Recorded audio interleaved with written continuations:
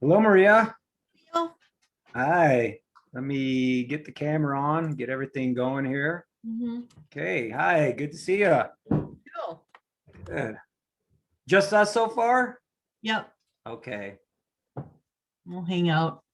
Yeah, that's fine. Here's Greg.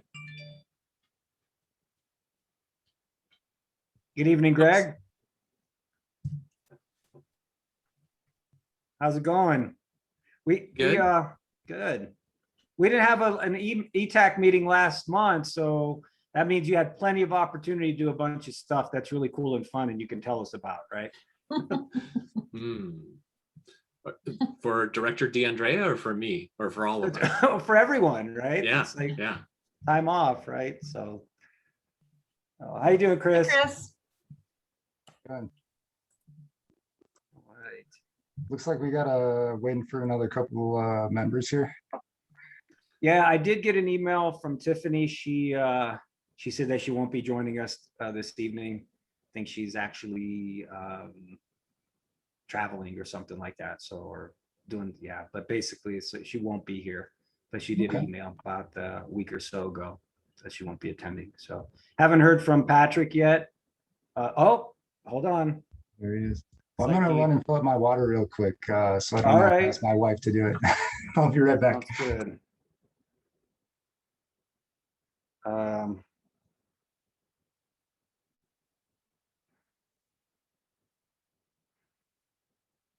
Well, Patrick's asking if I can send the link to the meeting. So let me do this. It's on my phone. Let me try to see this. Try to do this.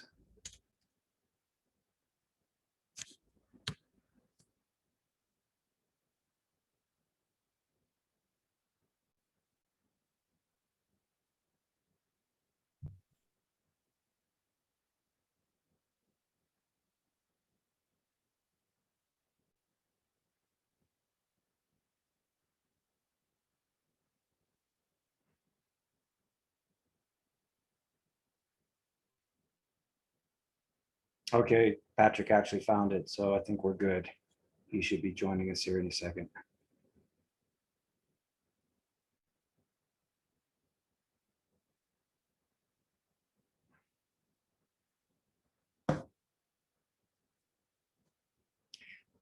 So Maria, so I guess now the city is now pivoted or moved into a new realm of being able to do this both virtually and in person.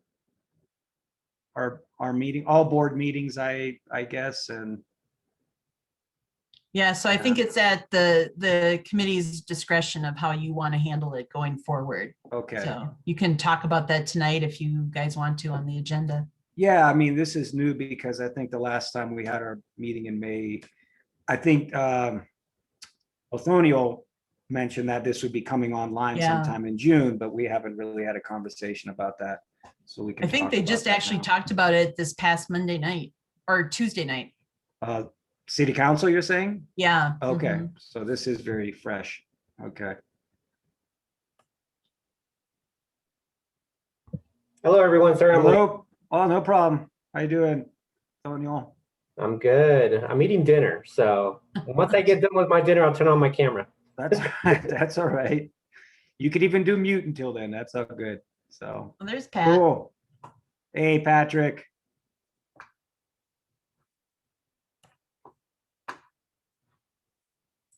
All right. Well, I know you're there. So. Right everyone. on. Hey, what's up? Sergeant McKay, very good. With us this evening. And Tim, I believe you were at our last meeting, wasn't it as well too, or? No, this will be my first one. It's your first one? Okay, yeah. great. Hey, how's everyone doing? Great, very good. So I guess we'll have an opportunity here to kind of introduce some of the new people here on the screen to the group. That would be good. Okay, as well as Mike Butler. Hello, Mr. Butler. Hello, good to be here. Glad you could join us. Okay. Is there anybody, Maria, that you know who also we're waiting on or that'll join us? Because I think we've got everyone from ETAC side. Yeah, so I think we can move ahead. So Mike Butler is here for the bird presentation. So he'll be Right. speaking for one of our agenda items. Perfect. All right. And I don't know if it's is it Michelle, right? I don't know if she's here or not on the line. Maybe she's under the guise of Public Works, right? Yep. Okay. Michelle will be being the support person tonight and taking the role. Okay, real good. Okay, but I think we've got everyone here on board, so we could get started, right? Okay. All right, excellent. Let me throw up the agenda here. Either that or Michelle, you can do that or I can do that, I guess here. Maybe I can do that just I to, can share it. okay, great. I appreciate that.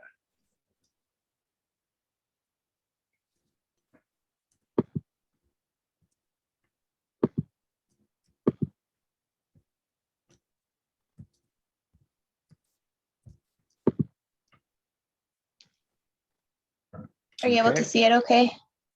I can see it. Yes, I can. I'm just gonna move this over just a little bit here, but. All right. I'm gonna go ahead and call to order the Transportation Advisory Committee meeting for the city of Englewood. Today's date is Thursday, July 8th, 2021. Time is 6:06 p.m. And we'll have our roll call. And Michelle, if you can go ahead and call out the names, or Director DeAndrea, either one, and we'll go from there. Okay. Chair Sarna, Present? Vice Chair Lewis, Present. Member Diedrich, Present.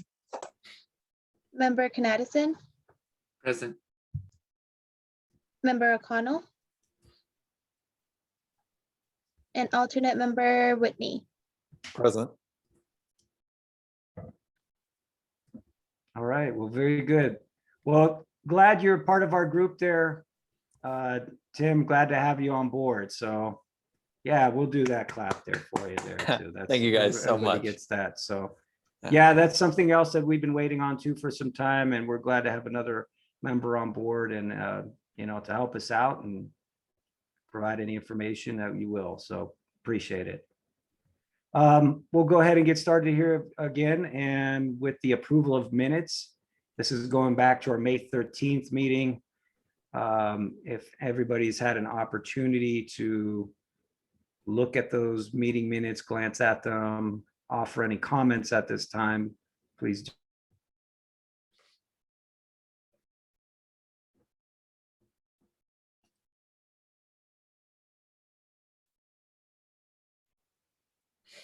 Okay, hearing no comments at this time, I'd like to see if anybody would like to motion for approval of the minutes. Of a motion. I'll second. Okay, very good. Any further discussion on the May 13th meeting minutes? Okay, none at this time. We'll go ahead and take a vote. Michelle, if you can go ahead and guide us through the vote. Okay. Chair Sarna, This is for approval of the May 13th, 2021 meeting minutes, and I say aye. Vice Chair Lewis, Aye. Member Diedrich, Aye. Member Knudsen, Aye. Member O'Connell. Motion carries. Thank you, Michelle. Oh, and just a point of order, Chair Sarno. Yes, Yeah, since Member O'Connell isn't here, it is appropriate for alternate member Whitney to vote on these items. I guess you weren't here, Tim, but if we have other action items, it is appropriate for him to vote later on tonight. sure. Yeah, that'd be great. Thanks for Yeah, bringing that thank to you my for that. attention. Yeah. Yeah, we want to get you in the deep end real quickly here, Tim. So do that now with this we want you to be a part of it right off the bat. So let's begin by public comment. And I don't think there's anyone on the line or participating from in that sense. Michelle, unless you have somebody that, to my knowledge, is waiting out there. No. And Director DeAndrea, your hand's up. Is that? All right. Sorry about that. No problem. Okay, very good. So this kind of falls under public comment, and this is essentially some correspondence we received. I did and forwarded on to the city, and it's from a citizen, Englewood citizen, Ms. Christine Brinker. So she's had several comments here, and we'll just pick them off one by one here, but we'll start with her first email regarding Broadway, and I think regarding bike lanes on Broadway. And I can go through here and just quickly read this off to the group. Dear ETAC, thank you for all the work you do, especially for bikeability and walkability in the city. I've got a bold making Englewood a leader idea. Hear me out. On northbound Broadway from Bellevue to Kenyon, you could convert the right-hand lane that is partially an underutilized third car lane and partially an underutilized parking lane into a northbound bike/bus/ right-hand turn lane. I hear there are lots of studies on the economic development that comes from adding bike lanes to main streets and commercial streets in like Broadway. Englewood has been looking for ways to develop and improve South Broadway for some time now. Adding more bicycles brings people who will stop and shop at those businesses, not just sail by them in cars. And making bicycling more visible would encourage more of it in general. It most certainly fits into the city's strategic plan to improve economic development and improve mobility options like biking and transit. Also, page 24 of the walk and wheel plan says, overall, the areas of highest demand for bicycling are centered on the Broadway corridor. I can imagine the concern, it's not safe for bicycles to be on Broadway. In response, well, right now they have the choice of either being in the car lane with the cars or on the sidewalk, and neither is safe. So this would be a huge improvement. There isn't a bike lane on any of the adjacent north, south streets. Sherman is just Sharrows. If you do have plans to put in a bike lane on nearby north-south streets, this would need to prevent or replace that. The more bike lanes, the better. I can also imagine the response, it'll take away parking. In response, nearly every business along the corridor has its own or access to a parking lot or a side street with parking. Streets are not for everyone, or I'm sorry, streets are for everyone, not just cars. This would put Englewood on the map for forward thinking, people-centered community building infrastructure. Thanks for considering this. So again, I just threw this up there and for the group recently here. So I don't know if everyone had an opportunity to view the email and has any thoughts to offer on this. So I'll just open it up right now to discussion on that. What are people's general thoughts on Christine's idea? Or I did get a response from Member O'Connell that unfortunately isn't here, but she was very supportive of this idea. So in that sense, and I'm not going to speak any further on that on her behalf, but she was very supportive of the idea in her email to me. So, and I mean, this is something we could always carry forth in future meetings as well too. But for us multimodal lovers out there, again, just looking for some input on this idea. Well, I mean, I think it would make more sense on the adjacent streets. I don't know what the logistics would be actually on Broadway, so, but she has some good points. Yeah. Yeah. And I think that pretty much on Sherman, that, I mean, we're looking to, if there's not Sharrows now, that we're looking to maybe install Sharrows at some point. Is that correct, Director DeAndrea? Yes, and I actually added as the last item on our agenda is to look at in the walk and wheel plan at some of those north-south routes. So Sherman, which I think is 2 blocks to the east of Broadway is the identified north-south corridor, as well as Clarkson, which is a little bit further east, but both of those would be more of that north-south corridor where people would feel more comfortable. And it's not just Sharrows on Sherman, but I think it's a little bit more extensive to have that as the designated north-south bike route. But that doesn't mean we can't look at this area too. Typically, that third lane is meant to get people out of the through lane so that they slow down to take that right turn, or they're speeding up out of a parking lot to kind of keep that free flow going on the northbound lane. So that's kind of the intent of that. And so you might not see a lot of car use in that third lane, but that usually is why those are built. Understood, yeah.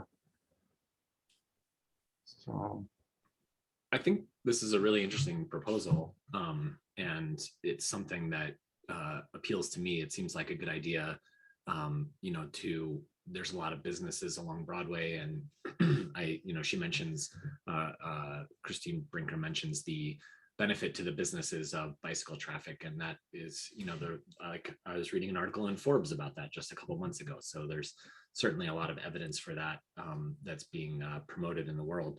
I think that if there were some way to do this in addition to a change, like in addition to the bike boulevard on Sherman, like if there's some grant that's available that's specific to Broadway and that wouldn't be available for projects like a north-south corridor on Sherman, then that could be worthwhile to pursue in parallel. But I'm personally more excited about the bike boulevard on Sherman option, just because I think it would be more comfortable for more types of riders. I think that the volume and speed of traffic on Broadway is a little scary for some folks, even if there's a protected bike lane for them.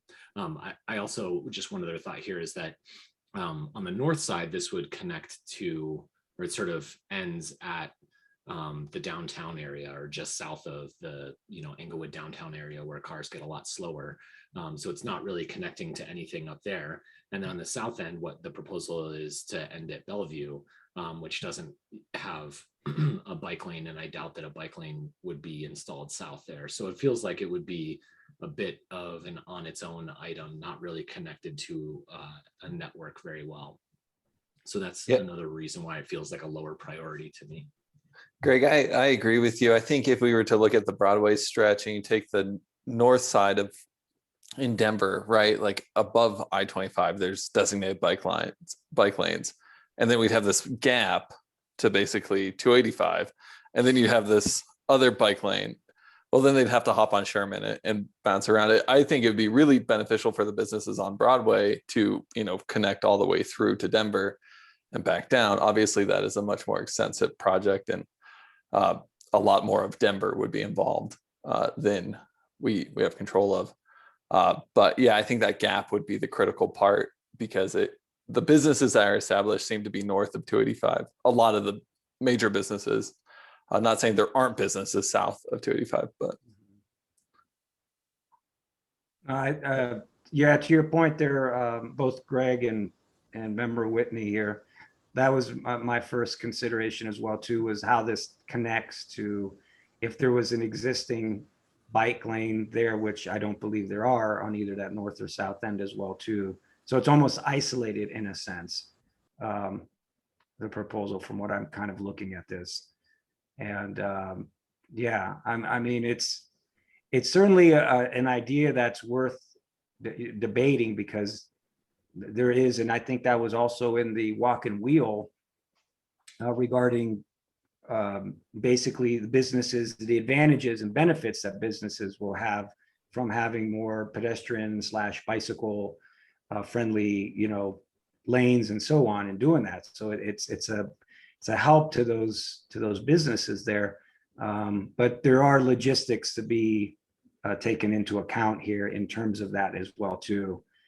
Does it make sense if it's isolated, or doesn't connect and so on?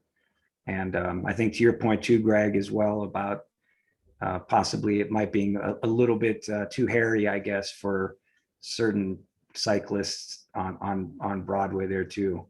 That's another consideration as well too. So, but yeah. I think this is an interesting topic. Thank you, Maria, for providing the bike connections documentation on here. And the city spent a lot of time and money having this sort of thing looked at, and from anecdotal evidence we've heard just in the community too about the way that the consultants had looked at some of this and what the community was looking for. I think it's pretty well aligned. The email from Christine is kind of interesting to me. We've done all this bike planning and discussion about this, and I'm wondering if there isn't something a little different or deeper that she was looking at here when we think about the size of the road, the businesses in that area, the pedestrian space in general, and accessibility in that part of town, especially just south of Oxford, down to Bellevue in particular. We've got these great bike plans, and maybe I'm reading a little deep into it, but I see this as another opportunity to kind of look at that as a focus area too. It's a southern part of town. There's some redevelopment going on down in that area. There has been recently some as well, and it's a part of town that people kind of forget about. Sometimes I think I live on the north side of town, and I don't venture down there very often unless I need something in that area, but. The width of that road and the ability for pedestrians to cross, especially at Bellevue there, is very wide on both the Bellevue and the Broadway side. And then moving northbound from there, there is that extra lane that awkwardly disappears into the neighborhood that people are always cutting off over to the left in front of people because they don't see that coming. And so, I think there is definitely something to be looked at specifically in that area and northbound up to Oxford. I like the bike idea of the bike lane. I think there's probably some better options for that. If we were going to try it in town, maybe between Oxford and downtown Englewood at 285, maybe try a smaller section so we aren't dumping people onto Bellevue and South Broadway where it's not nearly as safe for pedestrians in that area. I think something like that would be interesting, but also I think we've got a really good plan in place for this. I'm also curious, we're redoing the bridge at 285 and Broadway. That's essentially where her suggestion would drop people off at. And, currently you kind of have to go around unless you want to cross that bridge there. So I'm kind of curious, maybe there's a question for Maria about, is the bridge plan going to include facilities for cyclists to be able to cross safely? We had talked about that previously in the meeting, and I don't want to get off the subject of this, but just for that point.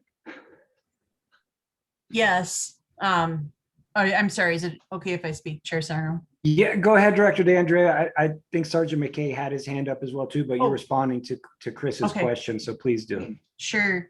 Yeah, so definitely, Member Diedrich, you'll be able to travel on a bike across. There won't be a dedicated bike lane on Broadway, so you would have to use, so we're widening the sidewalks basically, where through the bridge segment there, basically from each interchange or intersection on either north and south end of the bridge, you'd get on the sidewalk, the widened sidewalk, to traverse that via bike. Just a point, we're able to receive some supplemental money. And so our community development department, you've all met John Voberl, he is actually undertaking an update of the walk and wheel plan that was created in 2015, where that's going to kick off later this fall. So we'll be coming back to you for input, but we can definitely put this idea on the list to evaluate as part of that kind of renewing, reevaluating that walk and wheel. So some of it will be taking off the projects that we've already done and then maybe reprioritizing and looking at some of these other things that have come up in the now 6 years since we adopted that. Great, that's very good to hear. Thank you, John, for heading that up. I don't know if he's here with us tonight. You said there's not going to be a bike lane on the bridge. Of course, there's nothing that would connect to it right now. Yeah. Would there be space to add one in the future? Potentially, yeah. And remember, we're taking people down underneath too on that the path that runs under that's right. 285. But yes, I think there would be room in the future if we wanted to add a narrow bike lane along there. It probably wouldn't be the buffered one, but probably enough space there to make something work. Mhm. Okay. Well, I've got a few more questions, but I don't want to just keep going here. I'll let a couple other people talk. But just one last thing. I think, that intersection down there, it's interesting. We've got a presentation from Bird about the scooters today as well. Just another thing to consider if we're looking at, rehabbing some of the pedestrian space, especially in some of those areas that have very wide roads. But I'll yield back. Chair Sarno, thank you. All right, thanks, Member Diedrich. Let's go to Sergeant McKay, who's had his hand up and being patient. Sergeant McKay? Oh, thank you.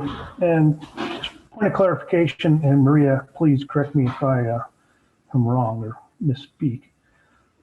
Northbound Broadway from Bellevue to Shenango is 3 lanes. The reason for the main reason for in the 5,000 block is a RTD bus stop. From Shenango to Kenyon is 2 lanes, and it's a 2-hour parking restriction along the business corridor on the South Broadway from Bellevue to Kenyon. There's also bump outs on Mansfield, Oxford that would push a bicyclist into the number 2 lane, which would definitely be a safety hazard. So those are all considerations if you're when you think about the bicycle lane on northbound Broadway. Yeah, good Okay. points, Sergeant McKay. And I think anything that, to change this, it's going to take more than striping. So there'd definitely be some construction elements, that would go into this too, if this was to be considered.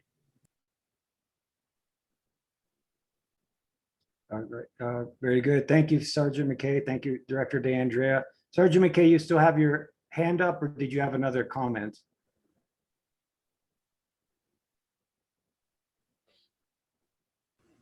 No, that's good. Sorry about that. Oh, no, that's fine. That's fine. Just checking.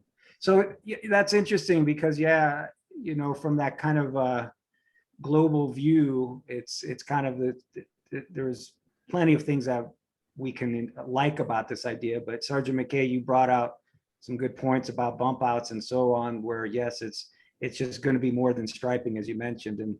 But I would say that, this has been done in terms of, if anyone's familiar with down in Denver and in the Baker neighborhood and Broadway, of course, it's one direction going southbound there, but Denver had specifically done a bike lane there, 2-way bike lane on there with signals and everything from, I want to say, almost north of Spear to almost Alameda, somewhere in that corridor there.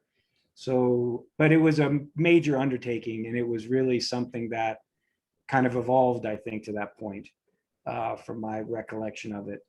And but specific traffic signals and the like, just for the cyclists as well too. So I don't know, Member Knaddison, if you've ever rode through there or been through there recently on Broadway, or I've driven that area, and it is, like you're saying, there's a lot of great I think what am I trying to say, signals. There's a lot like signals for bikes, signals for cars, preventing left turns coming off of southbound Broadway. That seems like it works really well. I was just nodding my head because I remember reading that Denver basically did a pilot there, and then they released a study from that I thought was really insightful, talking about how the impact to drivers along Broadway was something like a 30-second change in the amount of the amount of time that it took during rush hour for people to get through the stretch of Broadway that had the bike lane installed. So in my mind, an extra 30 seconds doesn't seem like very much time, considering that bike lane additions usually also result in reduced crashes and reduced severity of crashes. That's a benefit to the car drivers. So it just, it feels like a really apt example where we can look at a street that has many more lanes even than we're talking about on South Broadway, and has been, I think, pretty successful in their implementation of a bike lane that so far is not super successful because it's an island. It's not really connected to the network, but if there were more of a network connected to it, I think it could be even more successful. Right, right. Yeah, thank you for that. All right.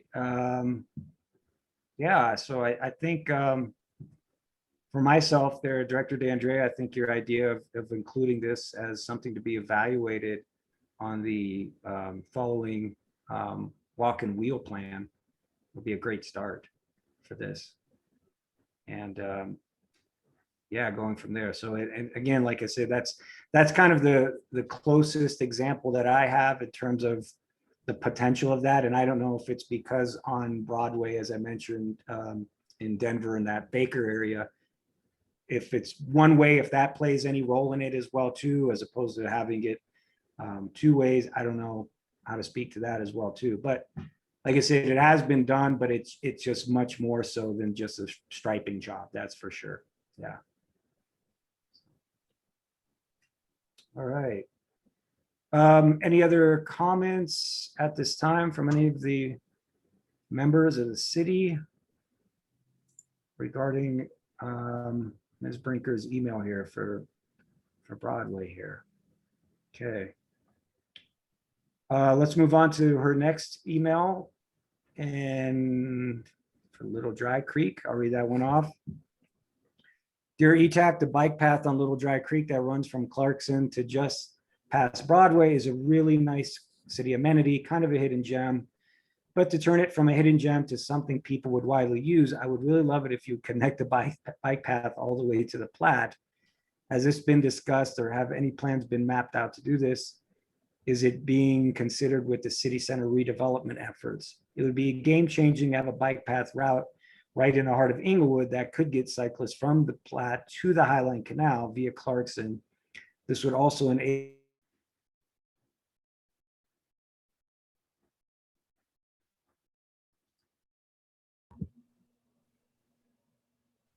Did we lose Neil? and I'll just quickly speak to that and say that we have discussed that kind of dead end, if you call it there. That's right there.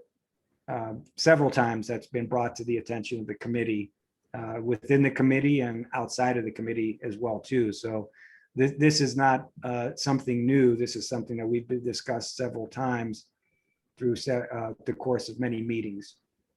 So, and we're looking at improving that.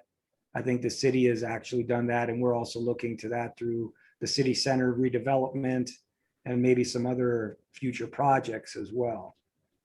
So anybody have any comments on this right here?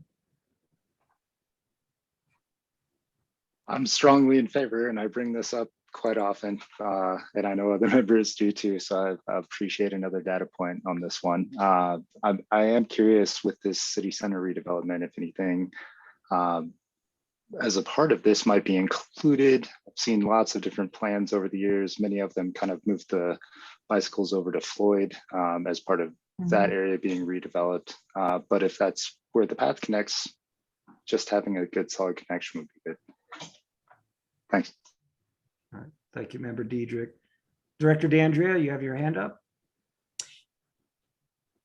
Yes, I was just going to mention, remember, it was a few months ago, I can find which month it was, but Mr. Voberl gave us a presentation about how they are incorporating this or planning to incorporate it in the city center redevelopment efforts.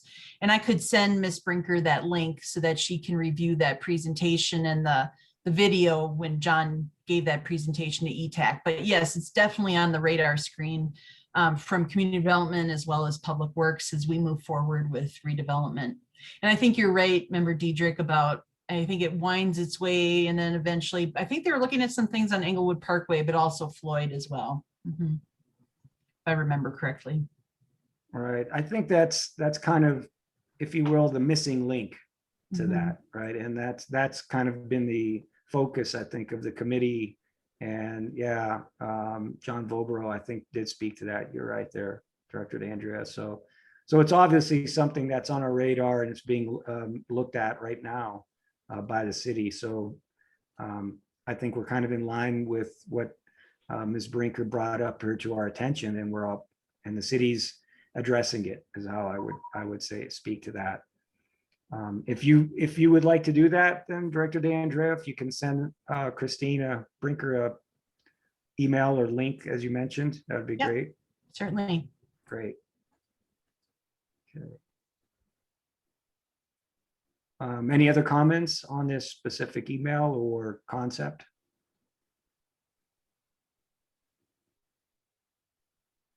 Okay. Moving on to Christine's third email. It's like there's some general questions here. Hi, one more thought to add. Oh, let me see here. Yeah, I think this is it. Yeah, hi, one more thought to add, if you don't mind, related to my other comments.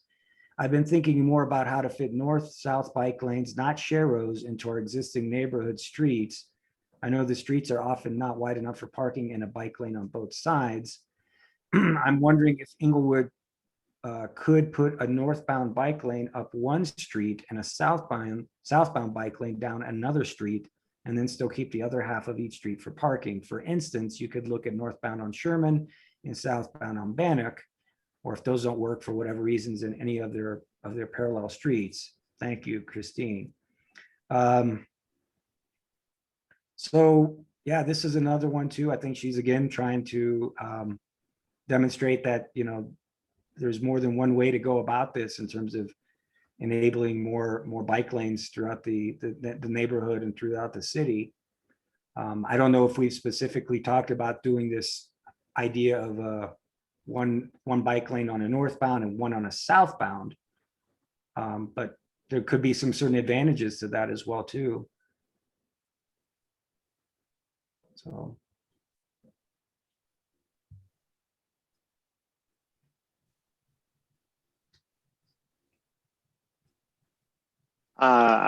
I don't even feel comfortable making too much of a recommendation or anything on this one. I feel like there are professionals out there that we use that have more knowledge in this space, but it's definitely an interesting concept. And I think I appreciate that she's trying to help us think creatively about ways to incorporate this stuff. And I really appreciate that. But you know, a corollary could be what if we turned some streets into northbound and southbound one ways? There's some on the south side of Hampton and a couple other parts of town. I'm not in favor of that idea, but that would allow some more space for bike lanes potentially in some of the neighborhoods. But I'd be curious if some of the people on the committee that bike more often than not, if this is even something that would bother them at all. Just curious. Yeah, I think you're right, Chris. If they were one-way streets and the bike lane was associated with that way the street was going, that would make sense. And then you could have parking on one side, and it also makes sense. Denver does that up north, or not up north, but just basically what's connected to Englewood. So it would be helpful there, but I think on a two-way street it would get pretty cumbersome, and you wouldn't have a lot of room to be a two-way street. I think you'd have to direct traffic in the one-way or respective direction necessary. And just for the streets, I know she said Bannock, but I don't think that would be a great one. Just anytime we're considering this, which streets to pick, we should look at where the lights are for major crossroads. So like 285 crosses at, it looks like Cherokee, but not Bannock. And then, or you cross 285 at Cherokee, not Bannock, and then Sherman actually does have a light there. But then going up to Evans too. So even the long haul biking, so we can make that connection from Denver down to Englewood, through Englewood, and make sure people can, bike safely all the way north that they want, I think is an important task. Obviously we'd have to get, work with Denver, but it'd be nice if we could take Sherman all the way up, but Sherman dead ends at 25 and there's no crossing at Evans. So just considerations. Oh, thank you for that, Member Whitney. Yeah, I've got a few streets in mind in Denver where they do have that same situation that you're referring to in terms of, but it's a bike lane in that one direction. I think it's Washington or whatever, which I think is going southbound, and then the next street over, if it's Clarkson, again, I'm probably messing that up, but it's going northbound, and then they have a bike lane in that direction with just one way there too. So yeah, the idea of it having one direction bike lane on a 2-lane road or street. Again, as member Diedrich, you alluded to, there might be some people in a better position to see if that's really feasible, if it's problematic or what have you, than that. But, we're welcoming to all ideas. So we appreciate that. So, yeah.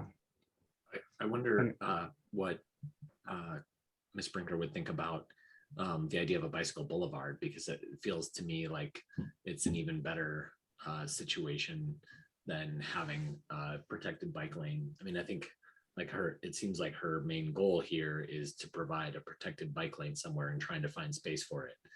But if we can do something like a bicycle boulevard on Sherman, that's a north-south situation, then that feels even better to me, to have bikes going in both directions on one street. Yeah, that's a great point there, Member Addison, and I would agree too. And it's I think with a lot of the projects that the city has in the works right now, and it's interesting, specifically that bike boulevard there on Sherman, it would be great to see that come about, and then just to understand kind of the ramifications of that, and how advantageous it was, how much of a benefit, how much usage it's getting, and it, kind of go from there to kind of give us more guidance on these other streets in the vicinity, whether it's Broadway or some of these other roads, based on that. It could be just the main corridor then that everybody's attracted to and understands it. And then it's in terms of safety, has got a little bit more of that sense as well too. So once that's been established, it kind of maybe answers some of these other questions that maybe Ms. Brinker and other citizens have regarding that. But I'm going to kind of dovetail from there, go into the second part of Christine's email here. May I add, if and when the walk and wheel plan gets updated, I would also love if it could include a street by street analysis to see which are wide enough to accommodate a bike lane under different scenarios. I'd hope this could be done through Google Maps rather than a guy with a tape measure. Haha. Ideally would include which streets could include a bike lane. And if you can scroll up, Michelle, just a little bit. Yeah, so she continues, in one or both directions with no changes to parking, in one or both directions if it shares a lane with parking, like on Dartmouth, if one or both directions if on one side of parking was removed, if one or both directions if both sides of parking were removed. I think that, yeah. This is in recognition that we want as many bike lanes as possible for safety, recreation, health, air quality, and climate reasons. So thin bike lane is better than no bike lane. A bike lane going at least one direction is better than no bike lanes, i.e. you don't necessarily have to have both directions on the same street. Streets are public amenities for moving people, not extensions of people's private property for their own parking. In the meantime, before the walk and wheel plan gets updated, it would be nice if ETAC could help facilitate a standard city policy to evaluate a bike lane in all those conditions above every time a street is due for repaving or other construction maintenance. Thanks again. Have a nice summer. So she's got obviously a whole range of ideas, and so we appreciate that. And it's I think what I'm taking from this is that using every tool in the toolbox to try to advance whatever we can to make it more of a multimodal community, and especially in terms of cycling and pedestrian use. So the one thing that caught my eye here that I want to bring to the committee's attention is it would be nice if ETAC could help facilitate a standard city policy to evaluate a bike lane in all those conditions above every time a street is due for repaving or other construction maintenance. I know we've kind of taken that approach I think the closest thing would be the crosswalks in terms of having what would be, but that was in a sense of collaborating on a policy for, I believe, markings, sidewalk, crosswalk markings. And I think that was it. I'm not sure if we've gone to that extent for anything else, kind of a policy on bike lanes. It feels almost to me as if everything has been more or less kind of a strategic approach based on certain streets within the city, different corridors and such, as opposed to a blanket policy. But I don't know if the group has anything to share about that comment.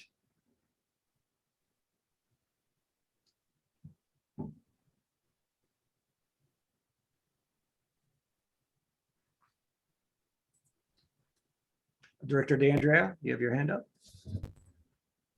Yeah, I think Chair Sarno, you're exactly right. You know, I don't know that we need a policy per se. You know, that we just try and follow the walk and wheel plan. And what we've been doing is not so much because of our zone, you know, the way that our pavement maintenance zones work.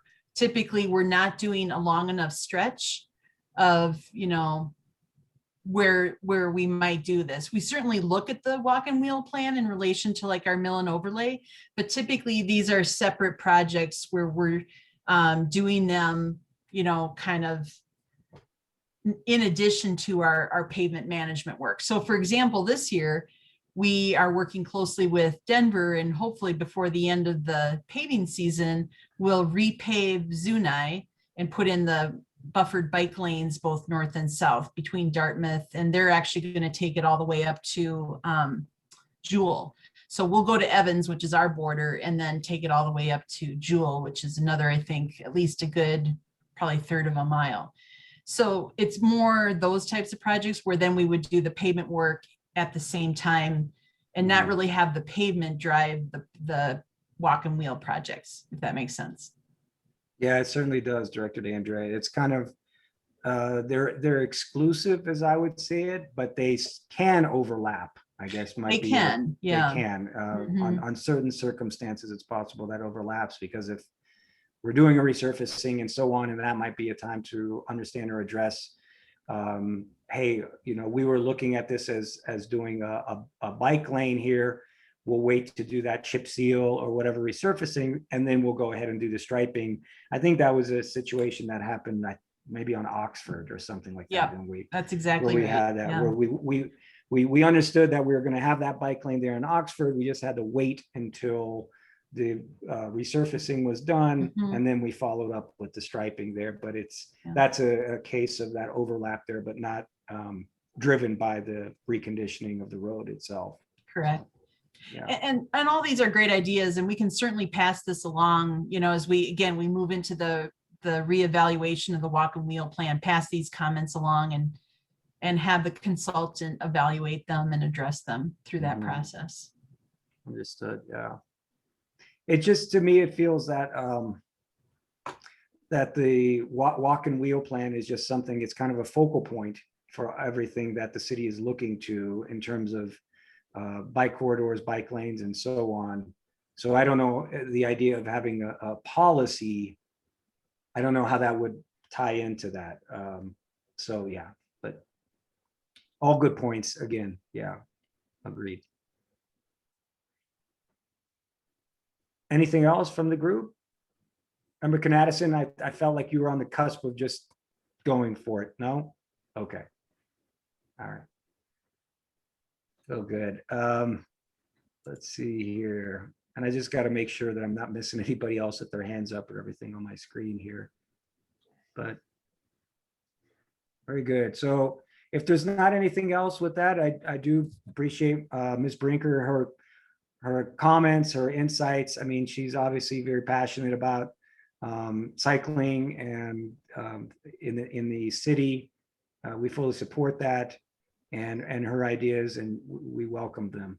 And we'll continue to advance what we can in coordination with the city and in the future here.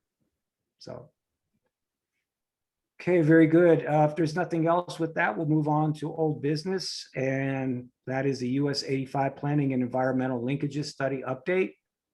And we'll go to that portion of the agenda. You can click on that, Michelle.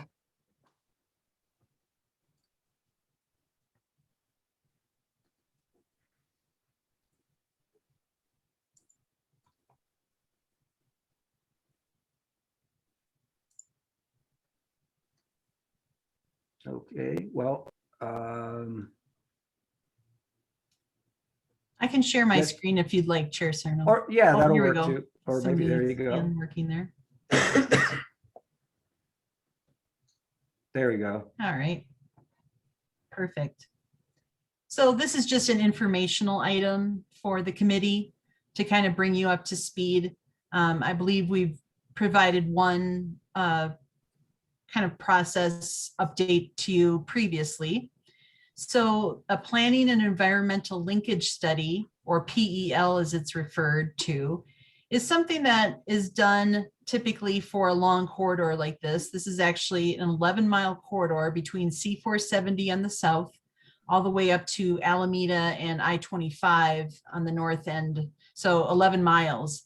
And you can imagine if you ever drive this corridor, things change. You know, the feeling of it changes. There's signals, there's interchanges at some point, and just a lot of auxiliary lanes, or those third lanes that we talked about on Broadway, access points, no access points, anything you can pretty much imagine. That HOV lane, you know, is in here. So just a variety of things. And so this was actually initiated by the city of Littleton to undertake this. CDOT is leading the process to basically look at a PEL is really a precursor to doing more and more in-depth design and environmental analysis for a particular project.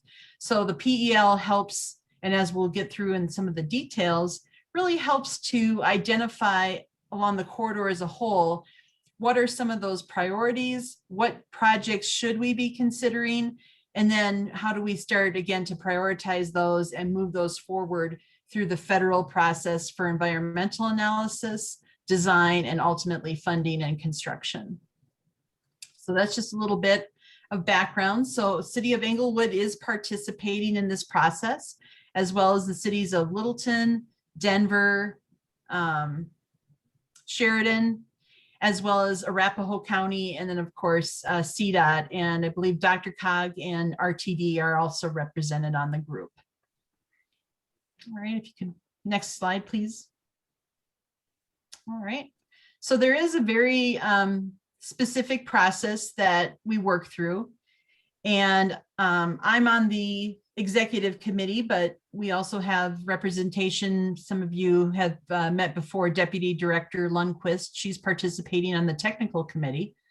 So she's been the representative for City of Englewood, and then the mayor sits on the elected officials committee as well. So we do get, the elected officials are given periodic updates. And then I also bring this forward to the city council as a whole so that they can be apprised of the status of the project. So you can see here, kind of on the right-hand side of the slide, we've moved through what's called level 1. So we've talked about what is the overall purpose and need of the project. That's actually a very specific process to write that purpose and need. Then we're at the stage now, as you can see there with the green box around it, where we're at level 2 screening. So we're looked at basically all of the different options, throwing spaghetti at the wall. Does this work? Does this work? Does this work? And really coming up with everything that we could possibly think of. And then as you'll see here in future slides, we're going to screen some of those out based on that purpose and need. And then we've also developed some corridor themes, and I'll talk a little bit more about that. So next slide kind of gets into more of the schedule of the overall project. So this did start just after COVID kind of hit in 2020. So you can see we're about roughly 3/4 of the way through the process. So we have gone through that, again, that purpose and need. Then we've developed some screening criteria to say, okay, when we look at these alternatives, how do we screen them? What makes sense? What doesn't? So we can evaluate them objectively. We've looked at what are those different alternatives. That's again, that orange bar, the level 2. And you can see here in July, we're just wrapping up that process.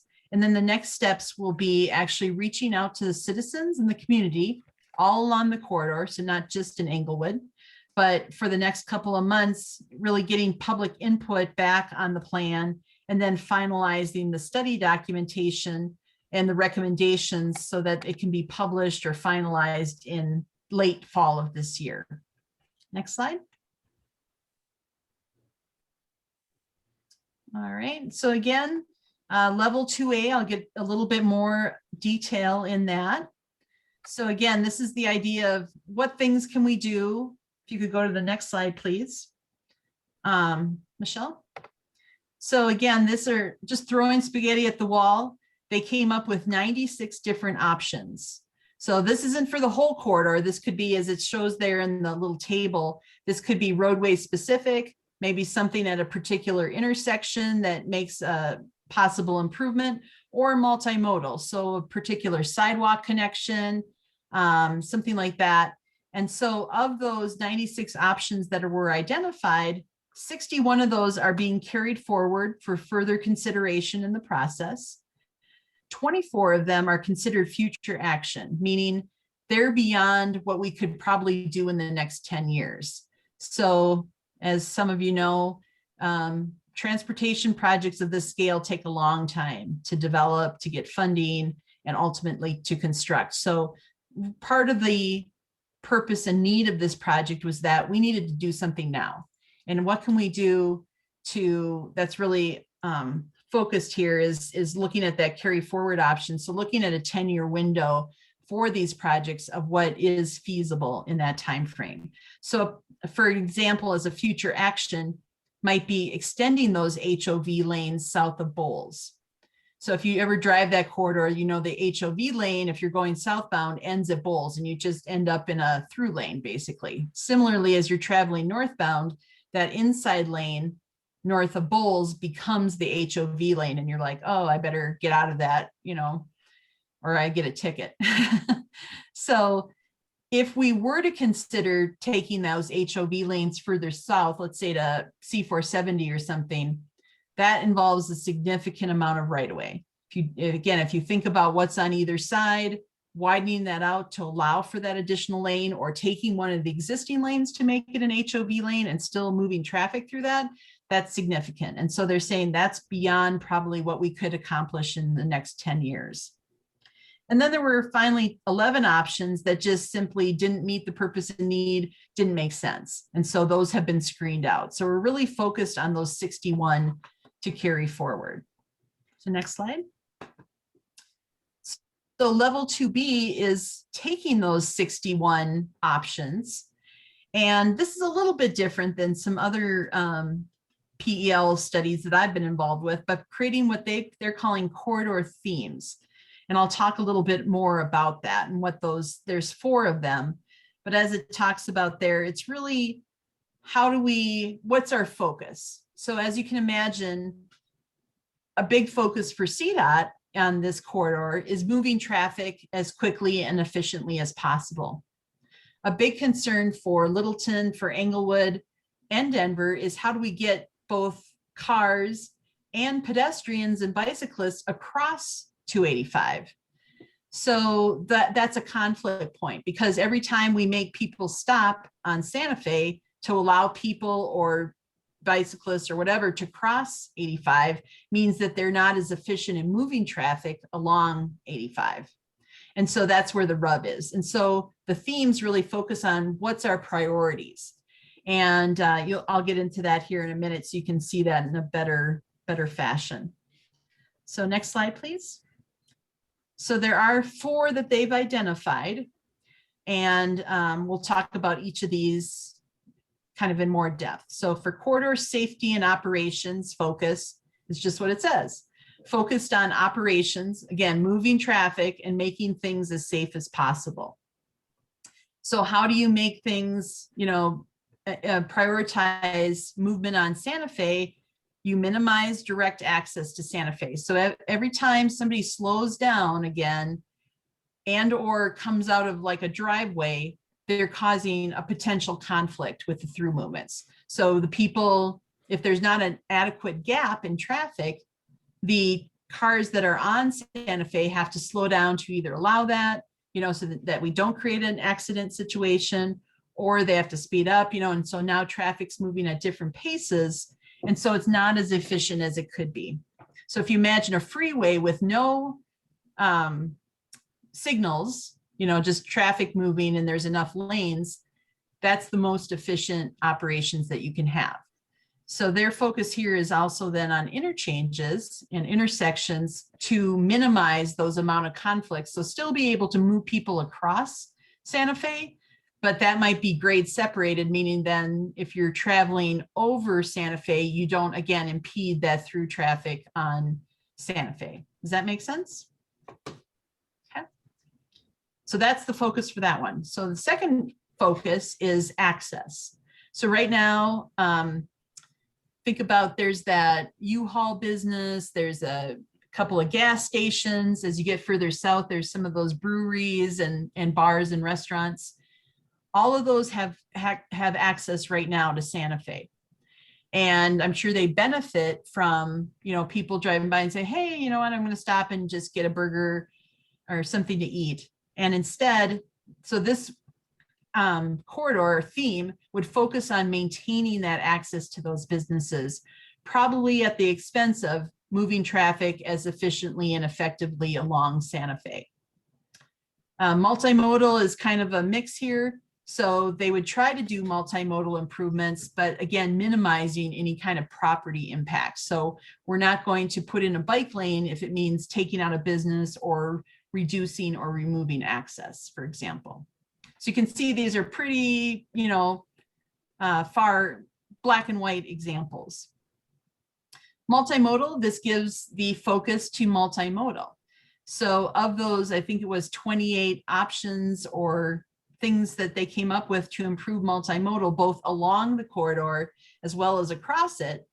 How can we prioritize these in terms of then at the expense potentially of, again, operations or flow along Santa Fe or even across Santa Fe? So this could be things like giving priority to bicycles.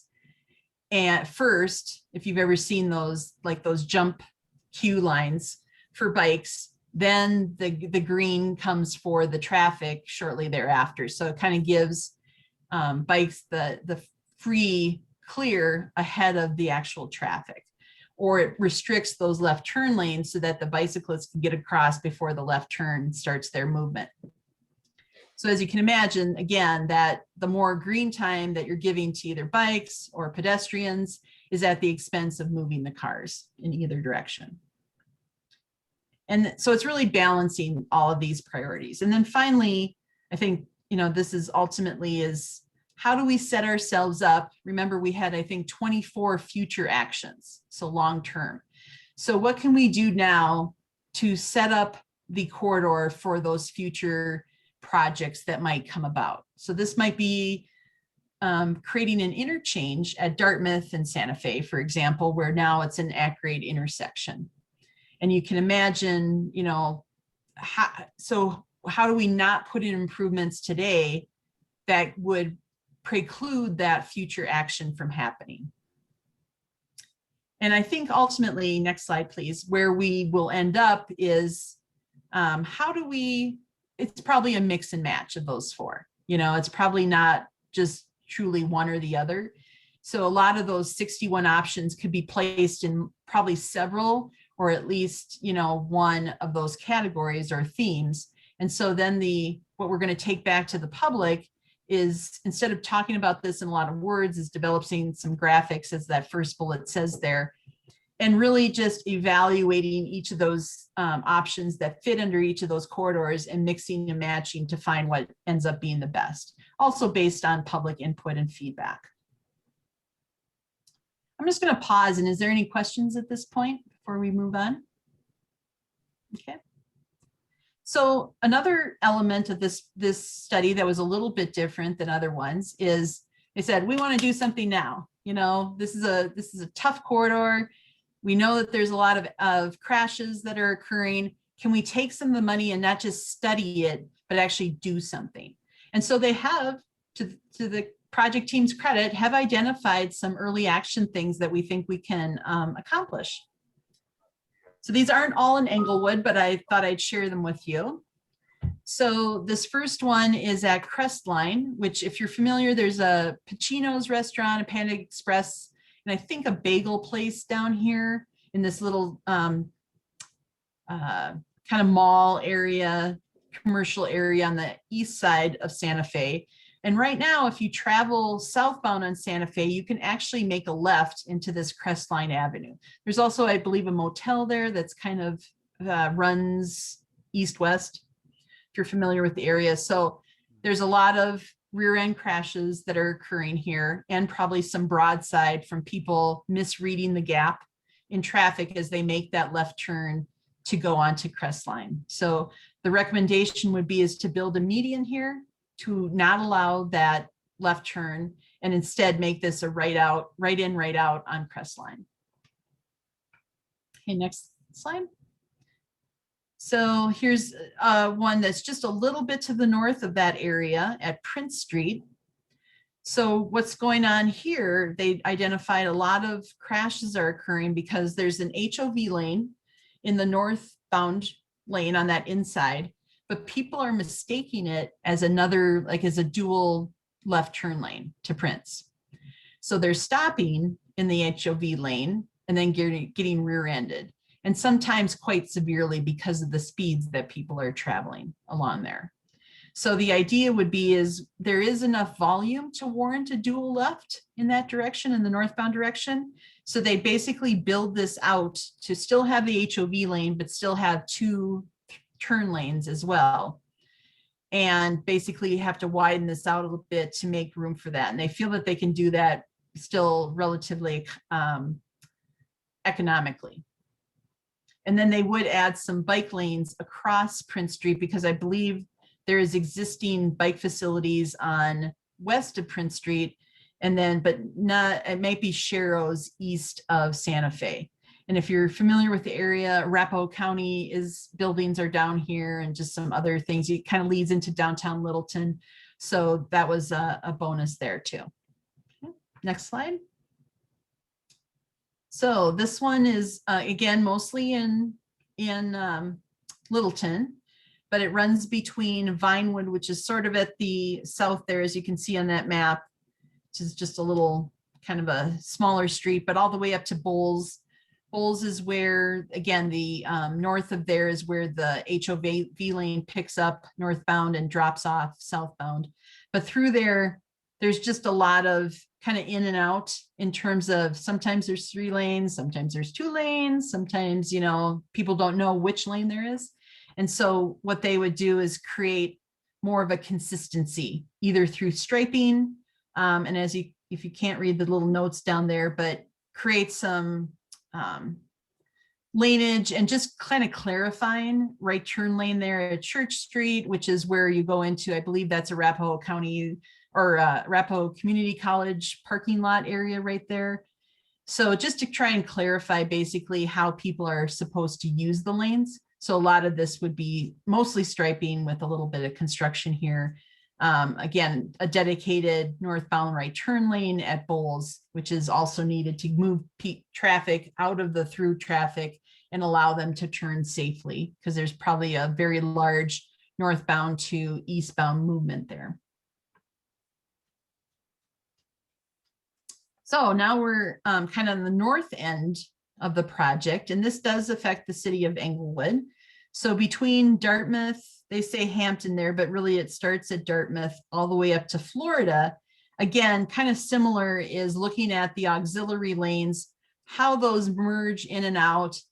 Sometimes there's 3, sometimes there's a turn lane, sometimes you don't know how to use it, and trying to make that just clear for the traveling public. So again, a lot of that can be done with striping, but there would be some, I think, construction in certain places to allow that auxiliary lane to be more consistent along the route. Okay. And then just a couple of sidewalk projects. So this is within Englewood. So just off to to the very right edge of the map is Chuck E. Cheese, just to familiarize yourself. Everybody knows where Chuck E. Cheese is. And this would be, there's a well-worn path. If you travel, there is a sidewalk and you can get underneath Santa Fe, or excuse me, under the light rail lines there, but then you're kind of in this no man's land. So you have to cross the clover leaf, but yet there is a fair amount of draw pedestrian wise because from these apartments, which are in Sheridan. So they're trying to get over either to the commercial area and probably to the light rail station as well. So this would construct that sidewalk segment and do that in a safe manner. So when they're crossing the clover leaf here, crossing this onbound, that is done safely with crosswalk markings, all of that, to allow that to be done as safely as possible. It's not an ideal situation because you're moving pretty fast on those, cars are moving pretty fast on that cloverleaf and on that ramp, but at least it would be better because we know people are walking in this area. And then finally, this is actually in Sheridan, but it definitely would benefit Englewood residents as well. So again, providing a kind of a missing sidewalk segment. Again, for reference, Chick-fil-A is just on the northwest corner of that photo there. And that car wash is on the north side there too. And so this would be along the south side of that street, is constructing a segment of sidewalk. There is a bus stop in that right through lane. So I believe the bus comes along Oxford and then actually doesn't continue into Englewood, but actually goes southbound on Santa Fe. So there's a bus stop there. Again, a well-worn path from pedestrians already using this area. And you can see, as that note says, there is existing sidewalk along Santa Fe, but really nothing along that side of Oxford. So the intent is to try and build these as a part of the project, or at least use some of the project funding that's been established to construct at least, if not all of these, some of these, which I think is, again, kind of a unique aspect of this project. So instead of finishing the study and putting it on the shelf and trying to identify money, we're actually going to do some of these early action items, hopefully, and get them accomplished.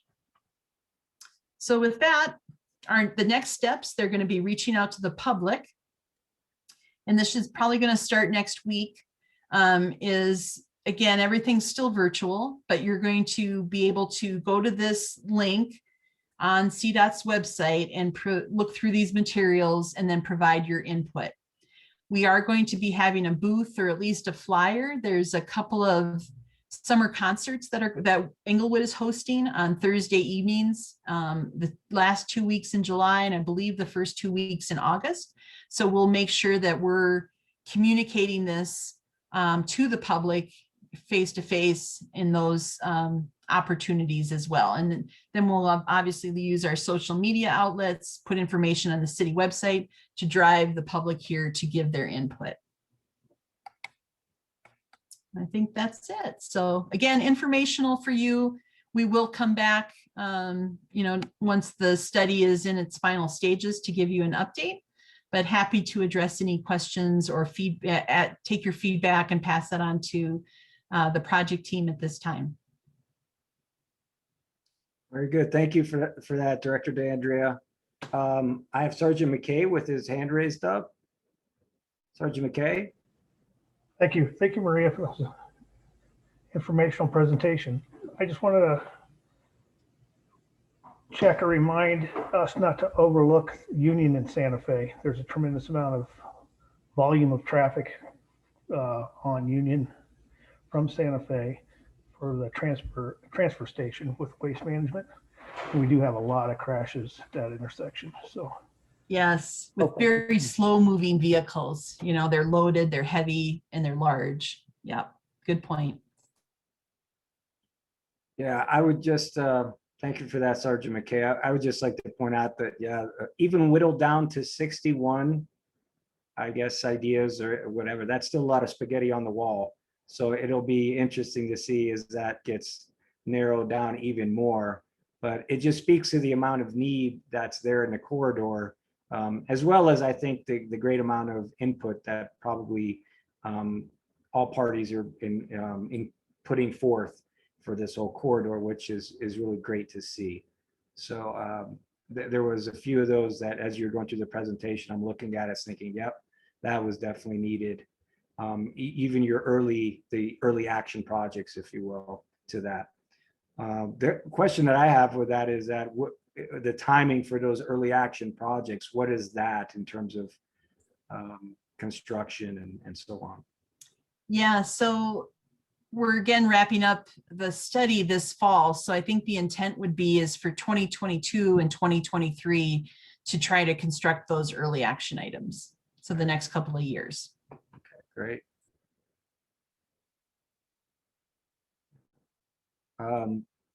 Anything from the group? I was just curious. So that walkway across Santa Fe and Hamden around there, is that going to be more temporary? Like it's an early action thing, it'll make it a little safer, but then one of the long-term actions is maybe being able to connect like under Santa Fe to the Englewood station. So it's actually more convenient for everyone because right now there's not really a good way like to walk anywhere there per se. I think you're exactly right. So we're making the best probably out of a not great situation. Those cloverleaf interchanges are designed for cars, not pedestrians. And so I think it is kind of an interim project, but as you can imagine, rebuilding the entire interchange to be something that's more conducive or having either a bridge over or something underneath like a tunnel will take a lot more time and money to do that. Oh yeah, for sure. I just wanted to make sure it was looking at the more short term because it seems like that's a pretty dangerous long-term solution or quite the band-aid. Yeah. So yeah, good points. I'll agree with you on that, Member Whitney. That's something that I can't remember. I think more often than not, as if I'm driving westbound on 285 there, and I usually do see some people just navigating that stretch and trying to cross there and just walking on a dirt path, if you will. And that dirt path will tell you that there's plenty of people using that, area, walking it, and it needs to be connected as your presentation demonstrated there, Director Dandria. So yeah, but it's not optimal for sure. Yeah. Real good. So you'll continue to kind of circle back to us there, Director Dandria, on that as these ideas can get more traction and move forward. Yes. Okay, very good. Any other comments on this presentation? Yeah, I was just my memory is that so those apartments that are right there by that cloverleaf on the north side, the Avana on the Platte apartments, I think that those were built like in the last decade or so. And then before that, I think it was a drive-in movie theater. So like a very car oriented, right? Drive-in movie theaters, very car oriented use of the land has shifted to being an apartment. And then the folks from that apartment want to connect underneath. So it's just, I feel like it's that shifting land usage has changed the nature of people getting around in that area. And it definitely feels like if the apartments existed before that light rail station went in, I wonder if there would have been a bridge over 85 and over the light rail tracks or something to try to connect them, because it definitely doesn't seem like a very good way for them to connect by going around that cloverleaf and along 285 there. I think there was a bridge that was built just to the north. I think is it Hamilton Bridge? I might be thinking somewhere else further north, but I thought just right there in that corridor north of 285 near those apartments recently. I thought that was the case, but I might be thinking north of Evans. So, but I thought there was a structure that was built there recently for that. Because I know somebody that takes their bike and goes and he says, oh, I take that bridge. They recently built a bridge and it goes right across the Platte. And I thought it was north of 285 there, but I'll have to go on there and check it out myself, Greg. I don't know, There you that's the go. only way to do that. I'll confirm that with a bike ride, so. There you But go. anyways, yeah, that's just something else. Yeah, I agree with you on that, so, all right. Okay. Any other last comment? Oh, remember Diedrich, got your hand up? There you go. Yeah, I know Maria, you kind of talked about some things coming up potentially, but I just want to know what can we do to help out with this on the committee?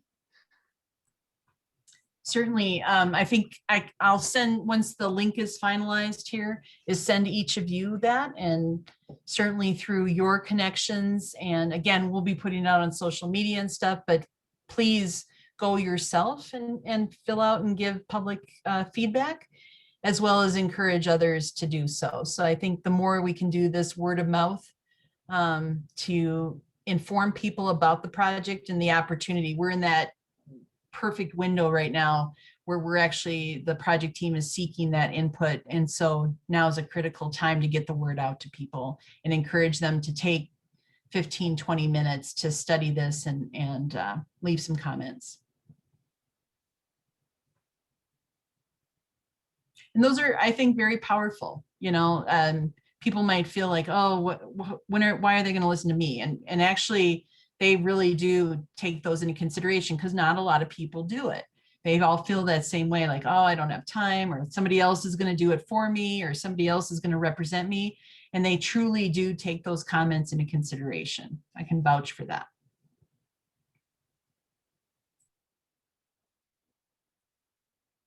It's good to hear that the opportunity is there, right, for that public input. Absolutely. All right. Okay, anything else on this topic? All right, seeing none at this time. Thank you again, Director DeAndrea, for walking us through this. It was really informative and a lot, you know, on this, so appreciate that. Let's move on to the next agenda item. So we're on to new business. Bird scooter program presentation. This is, and let's see here. All right, Mr. Butler. Yeah. I was actually gonna say, Thank you I could just share my screen. I made a couple edits on this one if you wouldn't mind. Sure you can. Go ahead. Okay, excellent. Well, as I think a few of you know, Maria and I actually had a chance to speak about a month ago about the potential of bringing something like this to Englewood. So I'll present for about let's say 5-7 minutes or so, and then we can just open it up for some Q&A. But the goal is to hopefully educate everyone a bit more about our business and just the concept as a whole. Just 1 second while I get this fired up.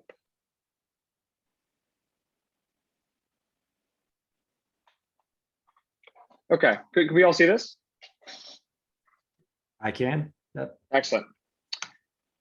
Okay, so for those that are maybe unfamiliar, what is Bird? So we're a dockless electric scooter company at its bare bones. Our mission and our goal when we enter into communities and markets just like Englewood is to make this city more livable.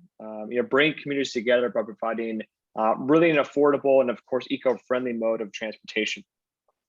We started this business. We were actually the first company in the world to do something like this in 2017. Saw really explosive growth in the early days and went from being live in just one city and in basically West Los Angeles, all the way live to about 250 cities globally today.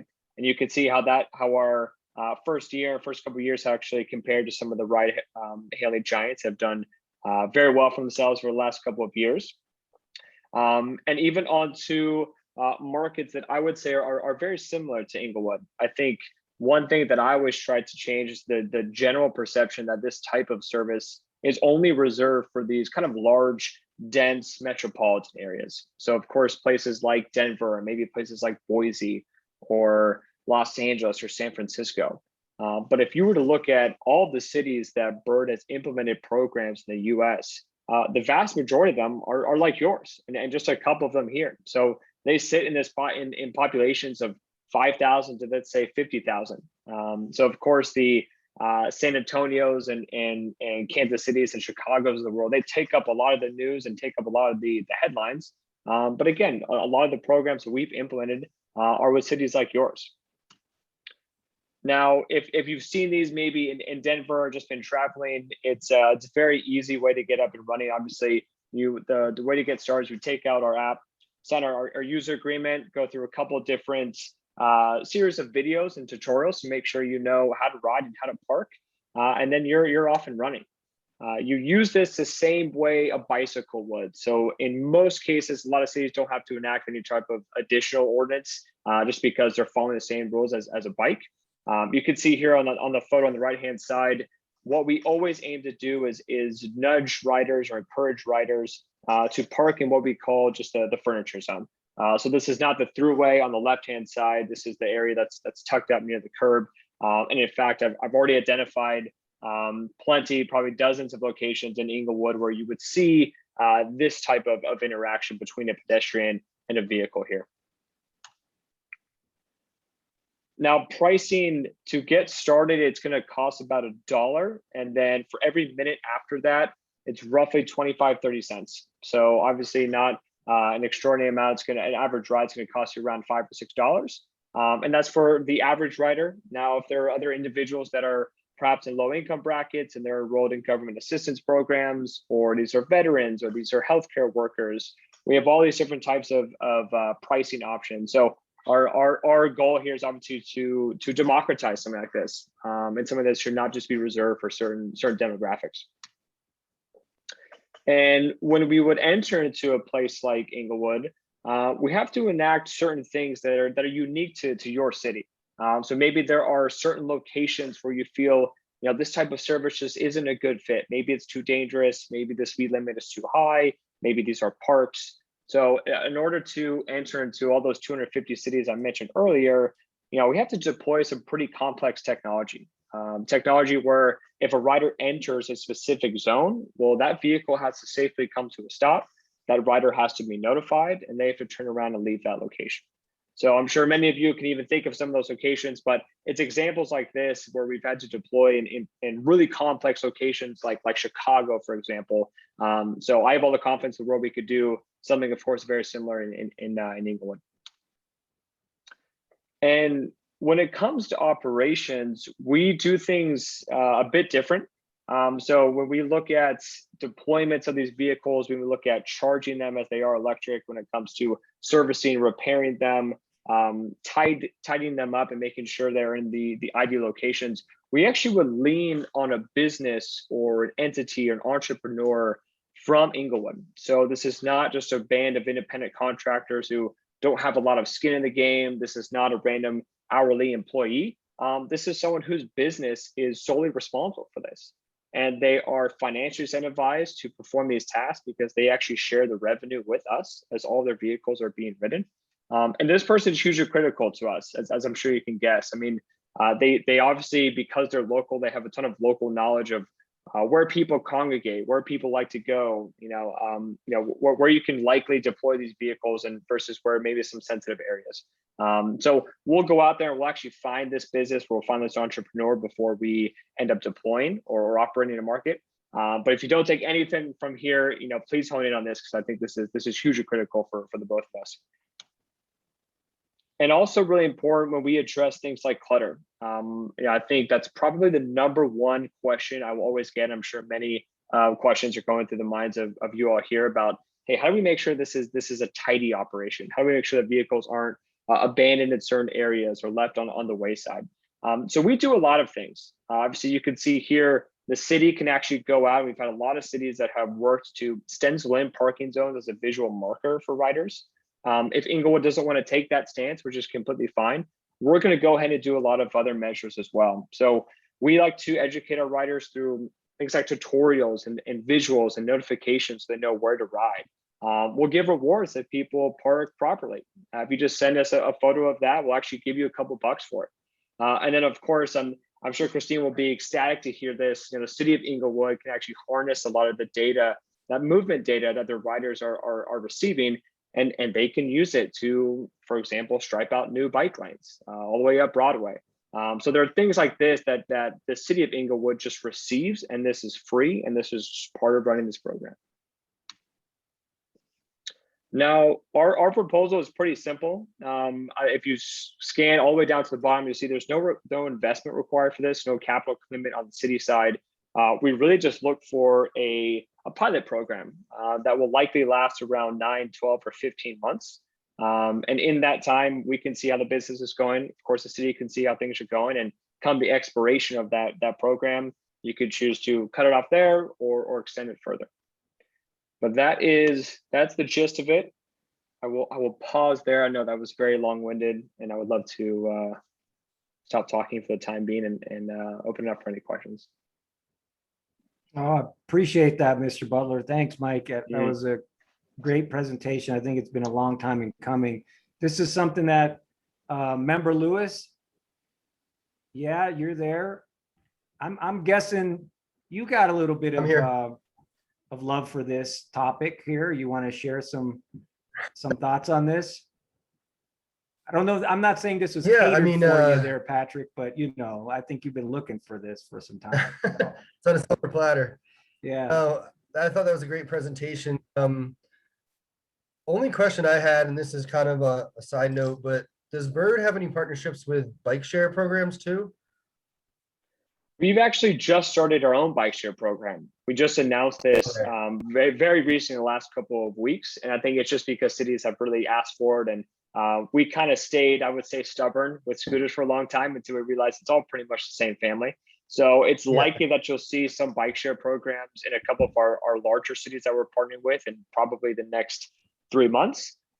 Likely not in a place like Englewood, but no, for the time being, really just the scooter sharing. Okay.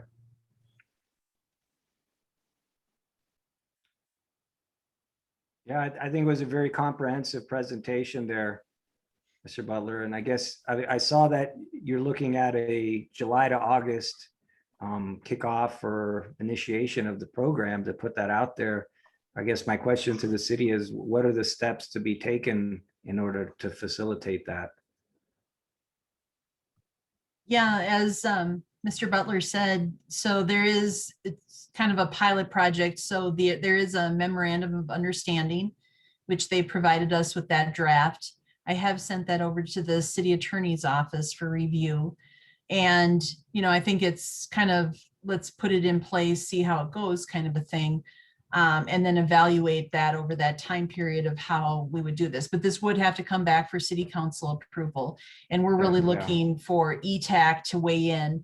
If you think this is a good idea, I would also need to run this by the community development department to see if there's any concerns from like a zoning or, anything that they can come up with. So those are kind of the next steps. But, we would anticipate hopefully bringing this to city council probably latter part of August. Great, thanks for that. Mayor Pro Tem Sierra, do you have any kind of feelings on this in terms of this being on the city council's radar and what ultimately your thoughts are on No, I don't think we something like really. this? Yeah, I was going to say I don't think we've discussed it from a city council perspective, so this would be brand new. So I would think, and Director DeAndre, just correct me if I'm wrong. I'm guessing that would probably start with the study session so that we can answer. Yes. Yeah, basically just ask our questions, get our answers, and kind of like noodle on it a little bit. It's obviously something I've thought about. I've ridden them in Denver. And I know we have a lot of projects going on. It could work in the city. I don't see why it wouldn't work, but I'm just trying to figure out whether or not it's a priority for city council. But that's kind of where I stand right now. But obviously things could change. But yeah, I think those are just my initial thoughts.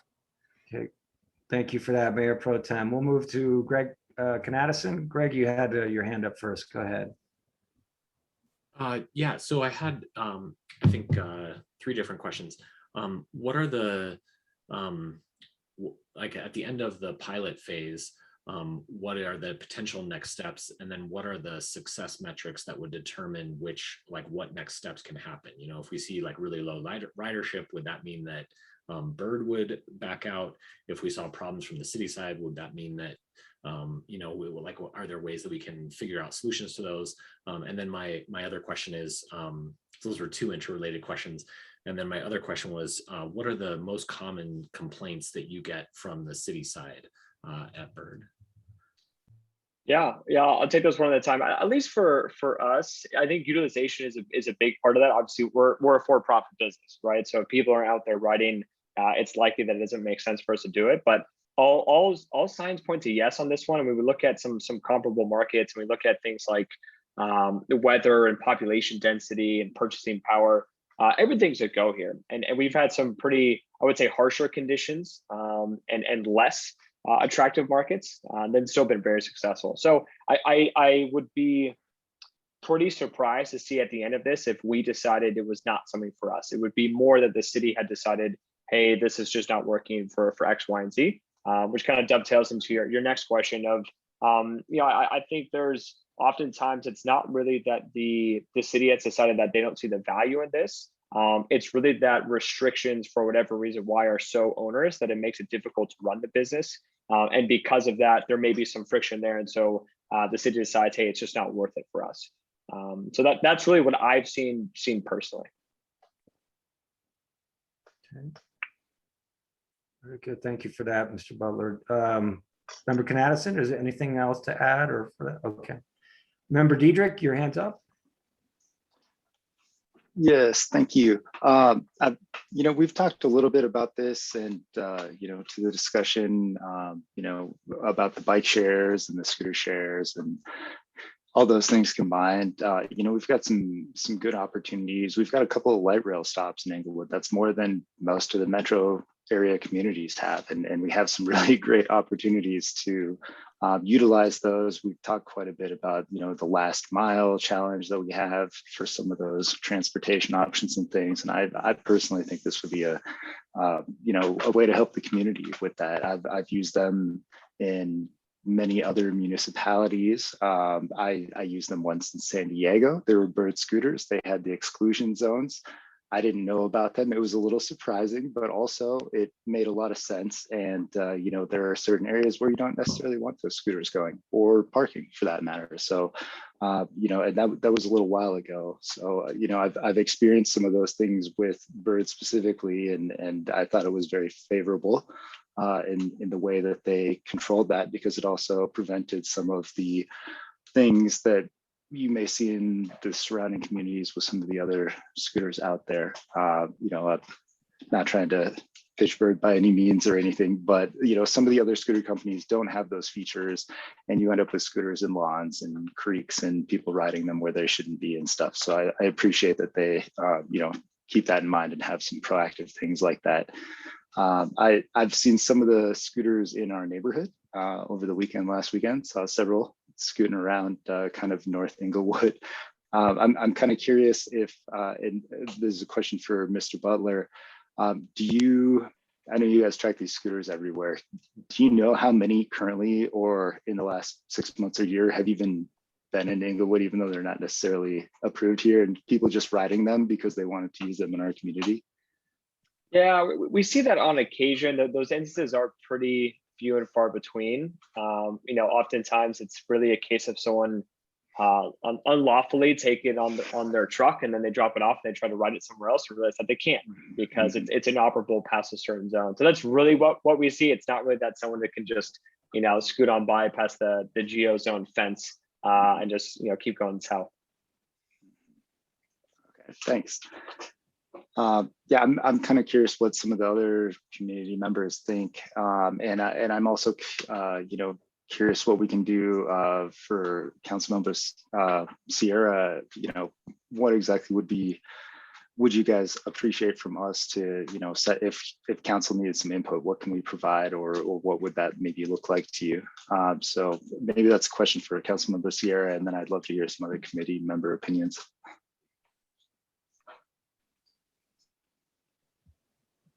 Yeah, thanks for putting me on the spot, Chris. I think no. So I think I'm just based on just the fact that we haven't really had these discussions as a council. I think it's just pretty new. So just understanding how this will work. Just some of the concerns that you guys have highlighted, like obviously parking. Where they're going to be, will people be able to keep them on lawns, or just I can see that being like a big issue with a lot of residents that will come our way. Making sure it's safe, I think, would be like an issue. But the other advantages I see to it are just, you know, being able to use this as an alternative to the trolley, because the trolley only works specific hours, right? So being able to transport people to the light rail station after hours or before hours of the trolley, I see it as a huge benefit. The other thing is, I was going to mention this towards the end, but Mr. Butler, I think that this is something that we may want to talk to within the DDA as well, and maybe present there. So I'll definitely bring it up to that group, that potentially just getting their aspect of it, because it's 6 business owners within city center, downtown, and the medical district, and just find out what they think in terms of, you know, having these for the business district, basically, and what it would mean to them. So that's kind of where I'm coming from. I'm not sure of what other concerns, but I think it would be primarily where they're going to be stationed, how do we keep people safe, and always, like, what does it mean in terms of budgetary dollars for Englewood, if we need to set aside a specific dollar amount, you know, year over year for this. But I think that that's going to be like the major questions for this. And obviously, and I guess very similar to the safety stop, I think it's just getting your perspective on this. You know, it means a lot when there's members of ETAG that do state, we've looked into this issue, we feel that this is a big improvement for the city, and, you know, just getting, you know, citizens to weigh in on this, and this commission, this board, I think would say a lot. Thank you for that, Councilman Sierra. Let's move on to Member Lewis. You had your hand up first. Go ahead. Just one question. Just say we did do a pilot program in Englewood, and Englewood borders Denver. Does that mean the zone would strictly be Englewood, or if they have neighboring towns or cities, can it? Yeah, good question. The vehicles would be solely batched for Englewood. So if there were other cities, if Littleton wanted to do this, for example, those cities would be specific for each municipality. They would not be able to exit that. Thank you. Thank you for that. Member Whitney, you have a question? Yeah, I do. I was just curious. So Bird is obviously a for-profit company. Is it the tax money then that Englewood gets, as like we have obviously the transportation, but then does the tax money also come to Englewood as well to help fund you know, bike lanes or something for these scooters? Or is it something that cities have done an improvement fee where it's like every ride is 85 cents improvement fee, or depending on how long you have it? So it's an additional thing that the city can get to improve actually our birdability, our scooterability. Like what have you seen? Yeah, I like the term birdability. I gotta write that one down. I would say every city is a bit different. So I think some cities will tack on some pretty restrictive you know, fees, and these are typically a per ride fee. So when we think about that, it could be, you know, 10 cents per ride goes back to the city, not necessarily for profit, but perhaps to actually, or I should say to generate revenue, but more really to offset any sort of administrative costs like it takes to pay for everyone's time here. So that's really what we see. It's not really that there's like an improvement fee. Awesome, thank you. And then is it possible, obviously you do have the geofencing, and that is so the scooters can be maintained by that local company, as you mentioned in your pitch deck. Is it possible to drop that? Because like we are definitely in between. A lot of this rail stations are in between Denver or Littleton, or, you know, we have one right in the heart. But though I'm thinking of the one on like Evans, it comes right into Englewood really nicely. But you know, it drops right at Yale, so that's like a mile stretch at most. Yeah, it could. The only issue I would think about is if perhaps the agreement that we had with Englewood was not the same of that in Littleton. And so I don't want to, you know, basically step on their toes. So we do try to basically batch them together and keep the vehicles that are allocated for Englewood just in Englewood. Okay, thank you. Yep.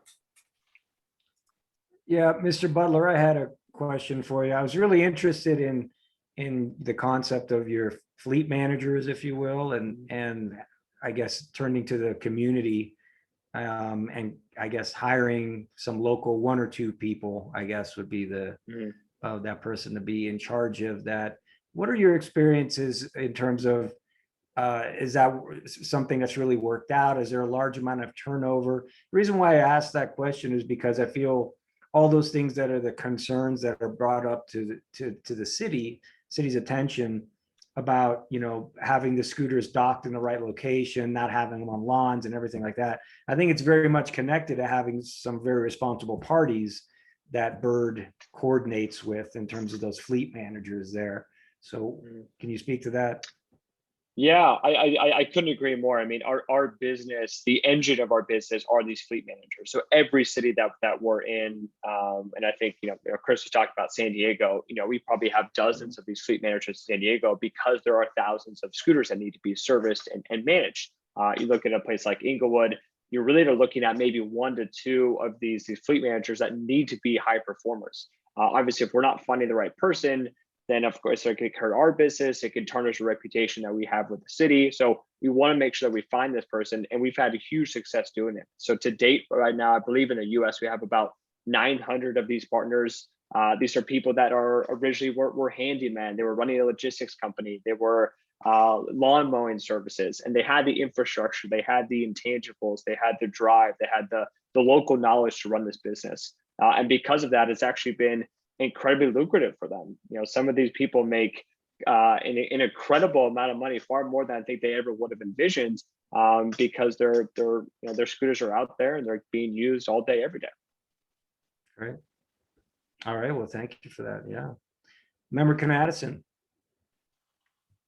Yeah, I was just on that topic of crossing the boundaries. I do think if you haven't looked at the shape of Englewood, it would be worthwhile to take a look at it, because it is kind of it's like a, starfish, a little kind of shape peculiar or something. Yep. Yeah.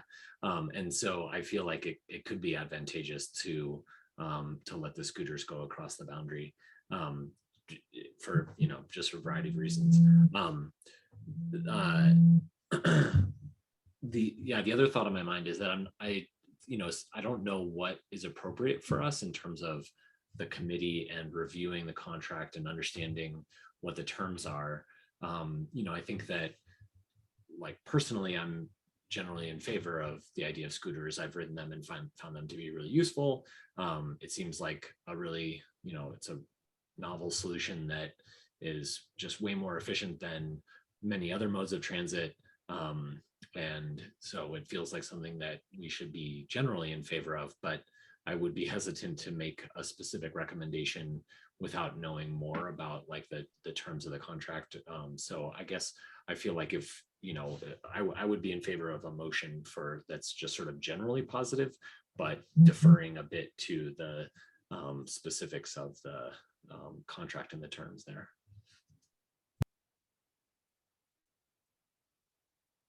All right. Well, thank you, Member Addison. I think, is that a sentiment that's shared by the other committee members as well, too? Member Diedrich? Yeah, I agree with Member Addison's comments on that.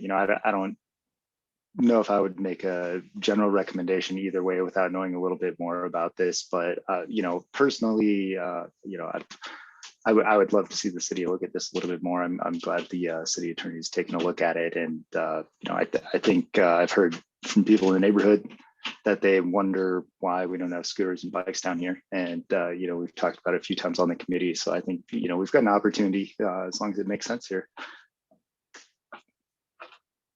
Thanks. Yeah. I would absolutely say too that generally I support the idea too for these scooters as well too, and it's just a way of I think Englewood is just a perfect community to kind of have that, just another aspect of being able to move around the community without just having it with cars, as you pointed out, Chris. We've got several RTD stations and everything, and there's plenty of times when I just, a scooter would be nice just to go from A to B to get there and through the community. So I see the value to this, but there's things to be found in details there, and I guess we want to kick the tires even if it's on a scooter. I guess, Mr. Butler, for you at ETAC here. So I think you've got the general support, but maybe we might need a little bit more information to kind of get us feeling comfortable, totally comfortable, and to motion our support for that. But Sure. yeah, Yeah, happy to provide whatever sort of ammunition you're looking for. sure. Good. Any other comments on this topic? Okay, well, seeing, oh, that's something else. That's Amber Alert. Sorry for that. Seeing none at this time, thank you again, Yes. Mr. Butler. Oh, go ahead. Well, Member Addison. oh, there, now I'm getting it. Oh, man. Well, I guess I would like to put forth a motion. So I move that the Transportation Advisory Committee recommends to the city and to city council to investigate scooters, and that we are in favor of the city pursuing an option if it is a reasonable set of terms for the city. Very good. Thank you for that motion, Member Addison. Do we have anyone second that seconding? motion. Thank you, Member Lewis. I was expecting that from you. Appreciate that. And I'm all fired up. with so with that, we'll open it up to any further discussion regarding the scooter program. And Member Diedrich. Yeah, I would have seconded if somebody else didn't. So thank you, Oh, Patrick, okay. for jumping in there. He was all over it. So. I understand that a lot of times coming into new communities, these types of programs use a pilot, and I appreciate that the Bird team is looking at doing some sort of pilot program, and knowing that it may not be a long-term thing, but I would love to see sort of the community reaction and see how they actually get utilized in the community. And I appreciate us moving something forward and taking a look at this. So that's all I wanted to add. Thanks. All right, very good. So at this time, if there's no further discussion, we can move to a vote. Michelle, will you lead us through the roll call? And forgive me, Member Addison, I'm not going to be as articulate as you. They're eloquent there on that, but I guess it was, if you want to repeat that, I'll go ahead and do that. But it was general support for this scooter program, but go ahead. Yeah, with the caveat, with your caveats there. Yeah, encourage the city staff and city council to investigate a partnership with a scooter company, as long as the terms are favorable to the city. Very good. All right, Vice Chair Lewis, I support, yes. Member Diedrich, Yes. Member Addison, Aye. Alternate Member Whitney, Aye. and Chair Sarno. Aye. Motion carries. Thank you, Michelle.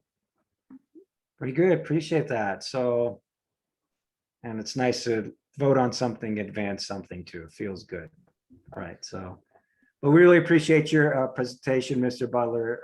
It was very thorough and really answered a lot of the questions I've always had surrounding these scooters. I've used them a couple times as well too in Denver, and this is really good background that you provided us, and I think it gets us a really foothold into understanding what's possible. So thank you. Well, yeah, thank you for having me. I'm looking forward to hopefully getting scooters on the road in the coming months. Appreciate it. Thank you. All right. Well, with that, let's head back to the agenda.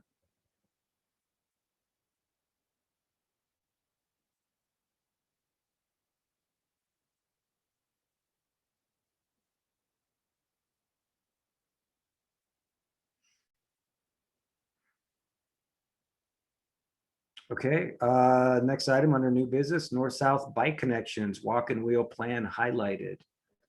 So Director DeAndrea, I'm assuming, and this was included here, but was this kind of something to walk us through what Christine Brinker had brought about, or is this a general thing, or can you speak to that in terms of the inclusion of that, or just the reasons for Certainly. that? Yeah. Yes, this was just really kind of informational, or just so you guys had it at your fingertips so that you could look in terms of north-south bike connections. I had highlighted some of those that were planned there. So I don't really have anything additional, just wanted to make this available for you as we had that discussion. Oh, thank you for that, because I do like having that at my fingertips.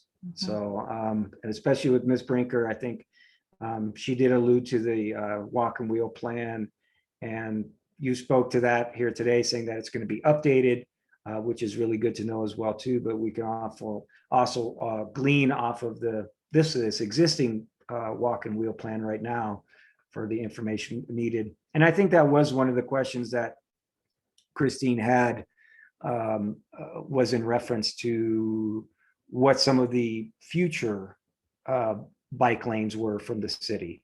So this is good information. It's included in the package. And it's something that if, she can review it as well as anybody else on the committee or the city. So, yeah, real good. Yeah, any other comments or questions regarding this topic from the committee?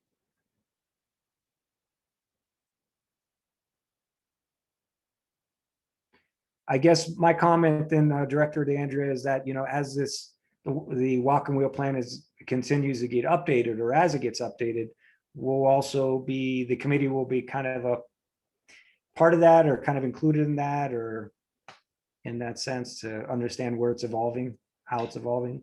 Absolutely. And I could envision, once we kind of get our schedule laid out, that we'll schedule at least one, if not a couple of meetings with ETAC, where this would be on the agenda to provide feedback and give you an update on, kind of where we're heading as well.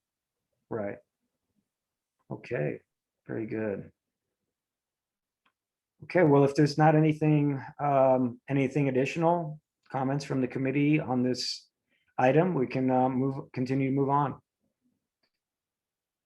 So our next topic would be chairperson's choice. And I'm going to ask this question. We used to have director's choice there, and I don't know if that's something that was excluded there or not, but I always feel remiss if I don't include that there, Director DeAndrea. So feel free to speak to that, and anybody, following you, the city as well too, but go ahead. Yeah, thank you. We'll certainly, I think we'll add that. We'll look at an older agenda and add that back in. But tonight I don't have anything additional for the committee. All right, thank you. Anybody else there? Sergeant McKay, you're on the line, I think, as well too. If you're still there, do you have anything else you'd like to add?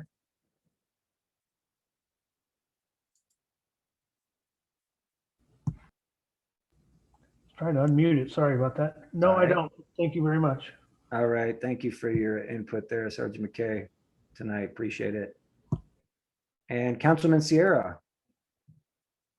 I'm not putting you on the spot like Chris did, but if you've got something, please speak.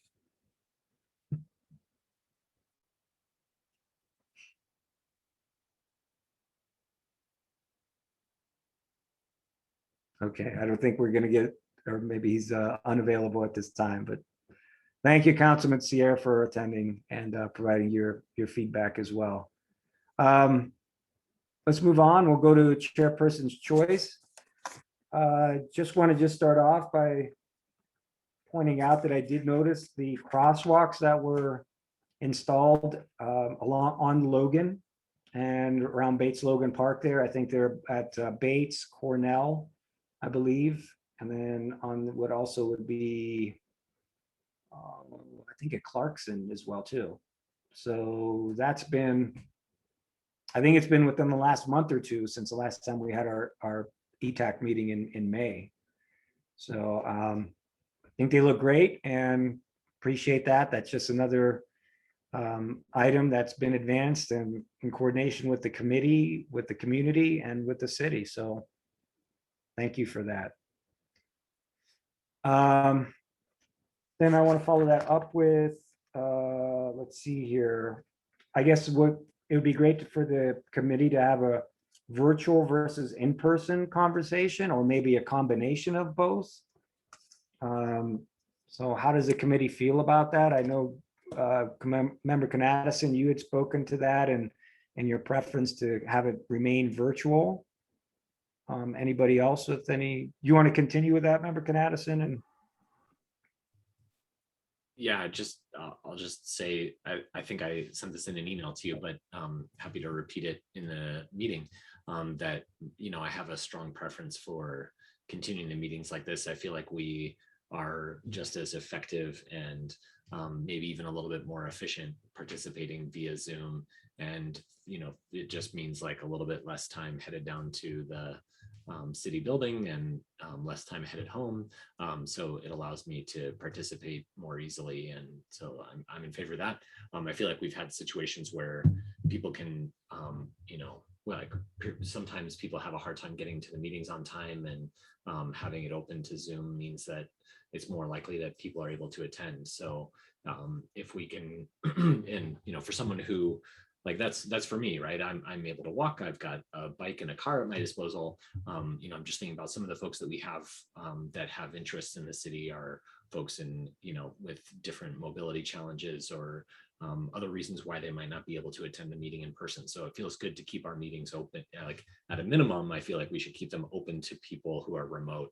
But I would be just fine personally if we continue to have them 100% distributed and on a technology like Zoom.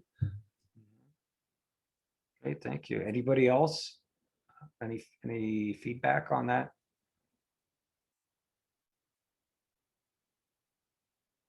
I guess, Yeah. oh, go ahead. Member Diedrich?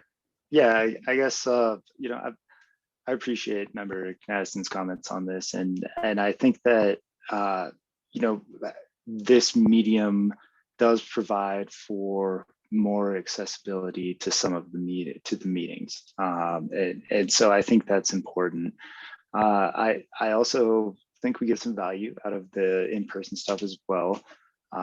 But selfishly, I've got two monitors and my computer, so I've got maps up and notes up here and stuff. And I'm kind of in my little command center for this. But it actually, it helps me out quite a bit because when we're in the meetings, I usually just bring my laptop. I've got one screen, and so that really makes that easier for me. But I'm curious if other committees are making changes or if the city is providing direction on this.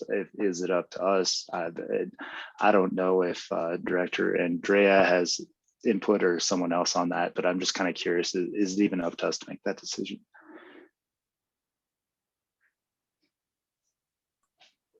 Yeah, so it's my understanding, so council just talked about this on Tuesday night, so just a couple of nights ago. And I believe it's at the discretion of the committee if you want to return to in-person. So I don't believe we can provide like the opportunity for like you to have both virtual and in person, where people could be online. So it'd really have to be kind of one or the other.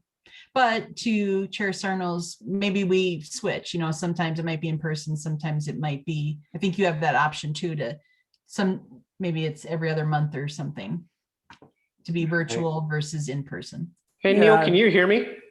Yeah, I can now. Okay, Yes, I can. I had to put on some headphones, but apparently my mic is working now. So All anyway, right, so sounds good. so actually just a little bit of clarification, you would be able to do a hybrid model. We were kind of talking about that towards the end, and apparently there are some conference rooms that would allow some people to be online, but also allow people to call in. So it could be a mix of the two if the group decided to go that route. Great. I think, yeah, I was thinking about that too. And where I work, it's kind of, we've done this hybrid thing as well too, for different meetings and or bid openings and this kind of stuff. But, my question, I guess, for the city is that in this hybrid model, would the city need to know in advance, say, for example, well, we're not going to have, it's all going to be virtual. Everyone's agreed that they're going to be doing this virtually on the committee. Therefore, is it worth anybody being down there at the city, to have a room available and so on?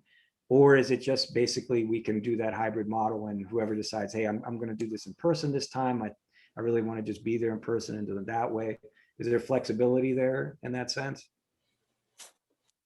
Well, I would think so. I would think that when you, and I'm not sure how your process is, Neil, whenever you set up a room or set up a Zoom call pre-COVID, I guess. You know, I think you guys would just communicate among yourself and just figure out whether or not there's a reason to even book a room if everybody's just going to be remote. So Yeah. Well, go ahead. I was just going to say, Councilman Sierra, you know, pre-COVID, we pretty much just all showed up at the city, and that was mostly it. I can't remember if we did have any virtual. Remember, Canadison, do you remember if we went virtual on any of that stuff? I don't think so. So it wasn't until COVID that this kind of like turned all to virtual. And I agree. I mean, there's benefit for it. I feel very comfortable in my place too. Yeah. So it's kind of a thing to where there's value in that too. But there's some members I know that have spoken to that they're looking forward to actually going reconvening in person as well too. And I don't want to exclude them either. So I do appreciate you speaking to that hybrid. I just want to make sure it logistically works for the city and for everybody that's in the committee as well too. So I'm in support of that, the hybrid, if you will, and I can coordinate that any way necessary. Yeah, and I think this has been working very well for us, and I don't know if we need to necessarily make a decision for our next meeting per se, but right. You know, if we did want to meet in person or had a good reason or purpose for that, I'm absolutely more than open to that. Yeah. Okay. Anything else? Any other comments on that? Like I said, this is just it's just an open discussion and something we can continue on for, you know, for these meetings come down the road. I think we're all acclimated to the virtual, and it seems to be working well, as pointed out and everything. But you know, I don't want to negate the possibilities of it going to in person, and maybe some people at some point also feeling that that's what they want to do as well. So we'll just keep that open-ended. Okay. And then, so the last thing I've got for chairperson's choice, I'm going to share my screen real quick here. Oh, I can't share my screen unless Michelle lets me, I think. Thanks, Michelle. Let's see here. So I did receive, and I think everybody, correct me if I'm wrong, if I'm misspeaking here, but everybody in the committee also received the boards of commission policies. Maybe not. I don't know if it was just me because I was chair, possibly. Okay. So one thing that I just highlighted here, and just a very cursory review of these very recent or revised policies here, but under leadership, I did notice here, except as otherwise provided by law, ordinance, or resolution, there shall be an annual election of a chairperson and vice chairperson held by all boards, commissions, and committees created by City Council. Chairperson is center of the committee process and is key to operation effectiveness of the board, commission, or committee. Skipping down, unless otherwise stated within the enabling legislation or bylaws for a board, commission, or committee, a member should only serve as chairperson for 2 consecutive years. Thereafter, such individual may again serve as chairperson only when 2 or more years have passed since the member last served as chairperson. So now that to me is a little bit different. If I go to our bylaws real quick.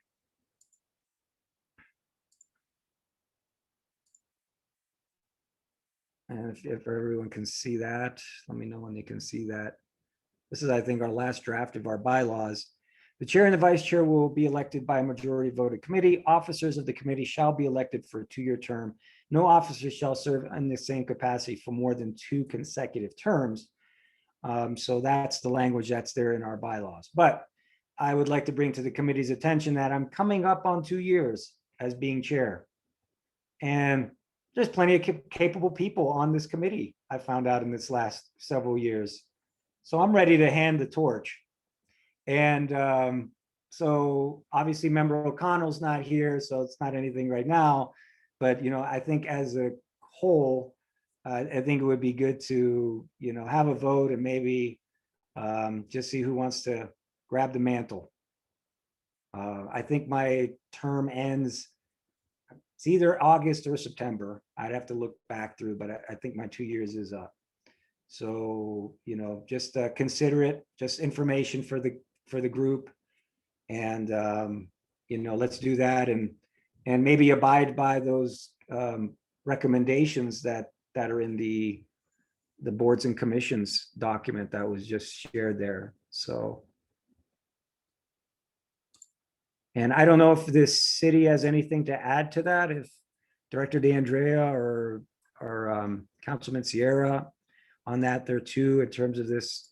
But, my interpretation of this, it's pretty clear. And like I said, I just want to bring that to everyone's attention that, I'd like to just pass this on to whoever's next. So. Yeah, we'll check the exact date of when you started, Chair Sarno, and determine if that needs to be on the August agenda or the September agenda. Okay, great. Thank you, Director DeAndrea. Yeah. Okay. That's all I've got for right now. Oh, just one last thing on that note. So, and according to this, Member Diedrich would also be available for this position as well, if he so chooses or whatever, right? So, because it's not consecutive. Okay. So yeah, that's good at that.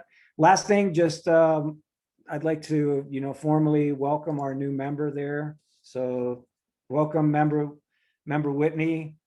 I hope this first meeting has been everything you've dreamt of, but there'll be a lot more to come to if it's not. So. Oh, it's been so much more All than right. I've dreamt of. So I appreciate it all. All right. Well, we look forward to having you back next month and beyond. So appreciate it. Sounds good. Thank you. Yeah. All right. Back to the agenda. I think we're on to committee members' choice. Going off a member here, but I think that would be it. And so we'll start off with committee members' choice. Perfect. Thank you, Michelle. Let's start off with Member Lewis.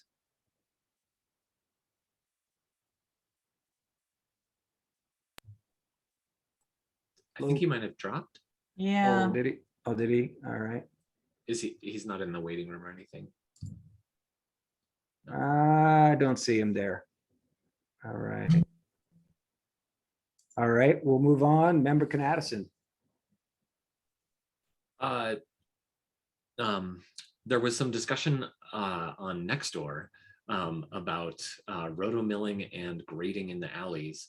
And I feel like it was a pretty good discussion. Some folks were complaining that their alley was muddy and rutted and problematic, and that the grading was not effective, and why couldn't all the alleys be paved this summer instead of over the next decade or whatever. I tried to do some explain some of the process and logic, and Member Diedrich also chimed in and provided some good explanations, I think. But there was one question that I wasn't really sure about, and I was hopeful that some of those folks would show up tonight. I did try to invite them, but I don't think anybody joined from that group. But there was one question that somebody asked, and I wasn't really sure what the answer was, which is, how does the city choose which alleys get the roto mill treatment, or get the road millings added to them? Yeah, so we've kind of been going away from that. So what we've been doing recently is actually grading it to create that center V.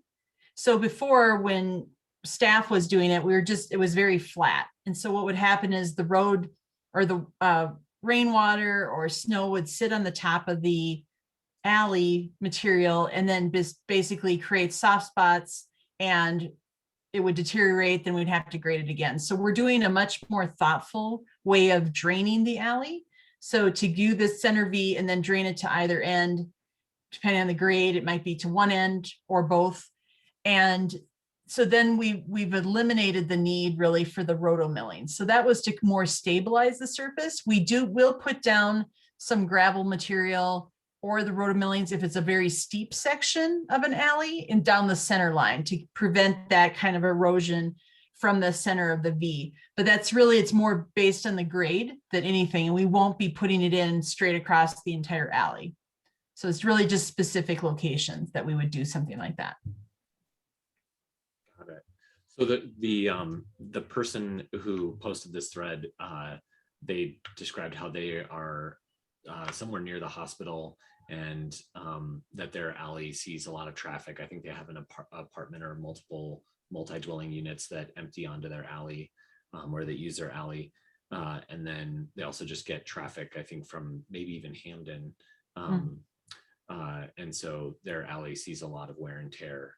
Okay. And they were contrasting that with the alley between Floyd and Eastman and Race and High, which just had a treatment laid down of what I thought was like previously roto milled material. Okay. So it's not quite paved, but it is more like being paved. Okay. So Floyd, Eastman, Race and Vine. Let me see what we've done over Yeah. there and I can report back on that one. Okay. Mhm. And so my understanding was that there was sort of a longer term project that the city was undertaking where when a street gets roto milled, that the material that's taken up has been like stored for a little while and then is then used to lay down in alleys that are particular. I mean, my understanding and what I repeated was that if an alley is particularly problematic and gets rutted or gets muddy, that then it gets covered with that that material as a way to make it just a more like drivable surface, I guess. Yeah, and again, I think we were doing that. We're starting to get away from that, and again, kind of Okay. focusing on the center line of the V with that other material. But yeah, we probably used to do that more so and spread it across the whole alley, and we've gotten away from that. Okay. We have fewer millings to spread around, and we're seeing it effective in, again, the steep areas, but not necessarily just in the flat areas. Still getting the potholes or the rutting or the big holes underneath that material. Okay, thank you. Mhm.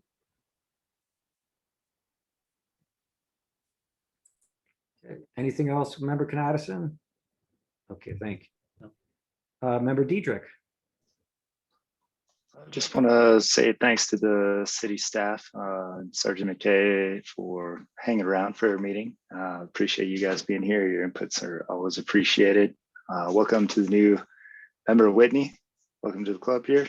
Lots of fun stuff. This is a fun committee that's easy to get a lot of citizen input on. So I hope you enjoy your time here, and we're looking forward to your contributions. As far as other topics for tonight, I don't have anything else. All right, Chair thanks, Sutton. Member Diedrich. Appreciate it. All right, Member Whitney. Floor is yours. Thank you. I just have like a practical question. So with the sidewalk mentioned from on Hamden. So for the board's like recommendations or something, like it'd be really nice if we could see that sidewalk connect to like Englewood Station and the end of it connect to River Point. Obviously that might be Sheridan, but kind of like those things where it's just like there's more sidewalk to be built and would help people commute to different places. Is that something we would recommend? I know we're in the early stage of that, so is that like something more for public opinion? This is really just a practical question. So No, that's a great question. So there actually is sidewalk where that on the east side of where that new connection would be built. There is sidewalk on the north side of 285, right? Just kind of down. There's kind of a steep wall there beneath Chuck E. Cheese. So you can walk right now on a sidewalk up to the corner there where the Tokyo Joe's is. okay. And then wind your way back through like either the Civic Center on the front or through the parking lot, the parking garage up there to get to the LRT station. So it's not the most direct route, but because of the grade, you almost have to climb up, that sidewalk and then make your way through. But I think to your point, long-term, it is critical to make those connections. So we look at those small pieces, but does it make a lot of sense if it doesn't connect anything on either side? And so I Right. think the intent was like on the Sheridan side, then you're right. Like people are going from either those apartments or maybe from the LRT station, not necessarily just to the apartments, but further west to the commercial area there in Riverwalk. So then I think it would be on Sheridan to continue that walk up to that where that signalized intersection is, which would probably be the most appropriate place for people to cross. Yeah, no, that's great. I was just more curious about the practical Yeah. side of it. So Mhm. really appreciate it. And then there are long-term plans too for it's called the North-South Rail Trail that would run parallel to Santa Fe. And we were just actually in the process of designing a pedestrian bridge over Oxford, just on the east side, that would start to help make those connections. So ultimately there would be a pedestrian bridge over Hampton behind Chuck E. Cheese. And somehow, again, you could hopefully wind up, or if we rebuild that interchange somehow, make that connection easier from the sidewalk below up to that pedestrian bridge above. Oh, perfect. Mhm. That's great to hear. Yeah. Thank you. That's it for me. Thank you. Right. No problem. Thank you, Member Whitney. Appreciate that. All right. I think that wraps it all up. So we're down to adjournment. So everybody, thanks again for another great session, and have yourself a great night, and we'll pick it up in August. Thank you. Good night, everyone. That's great. Thank you all. Thank See you. ya.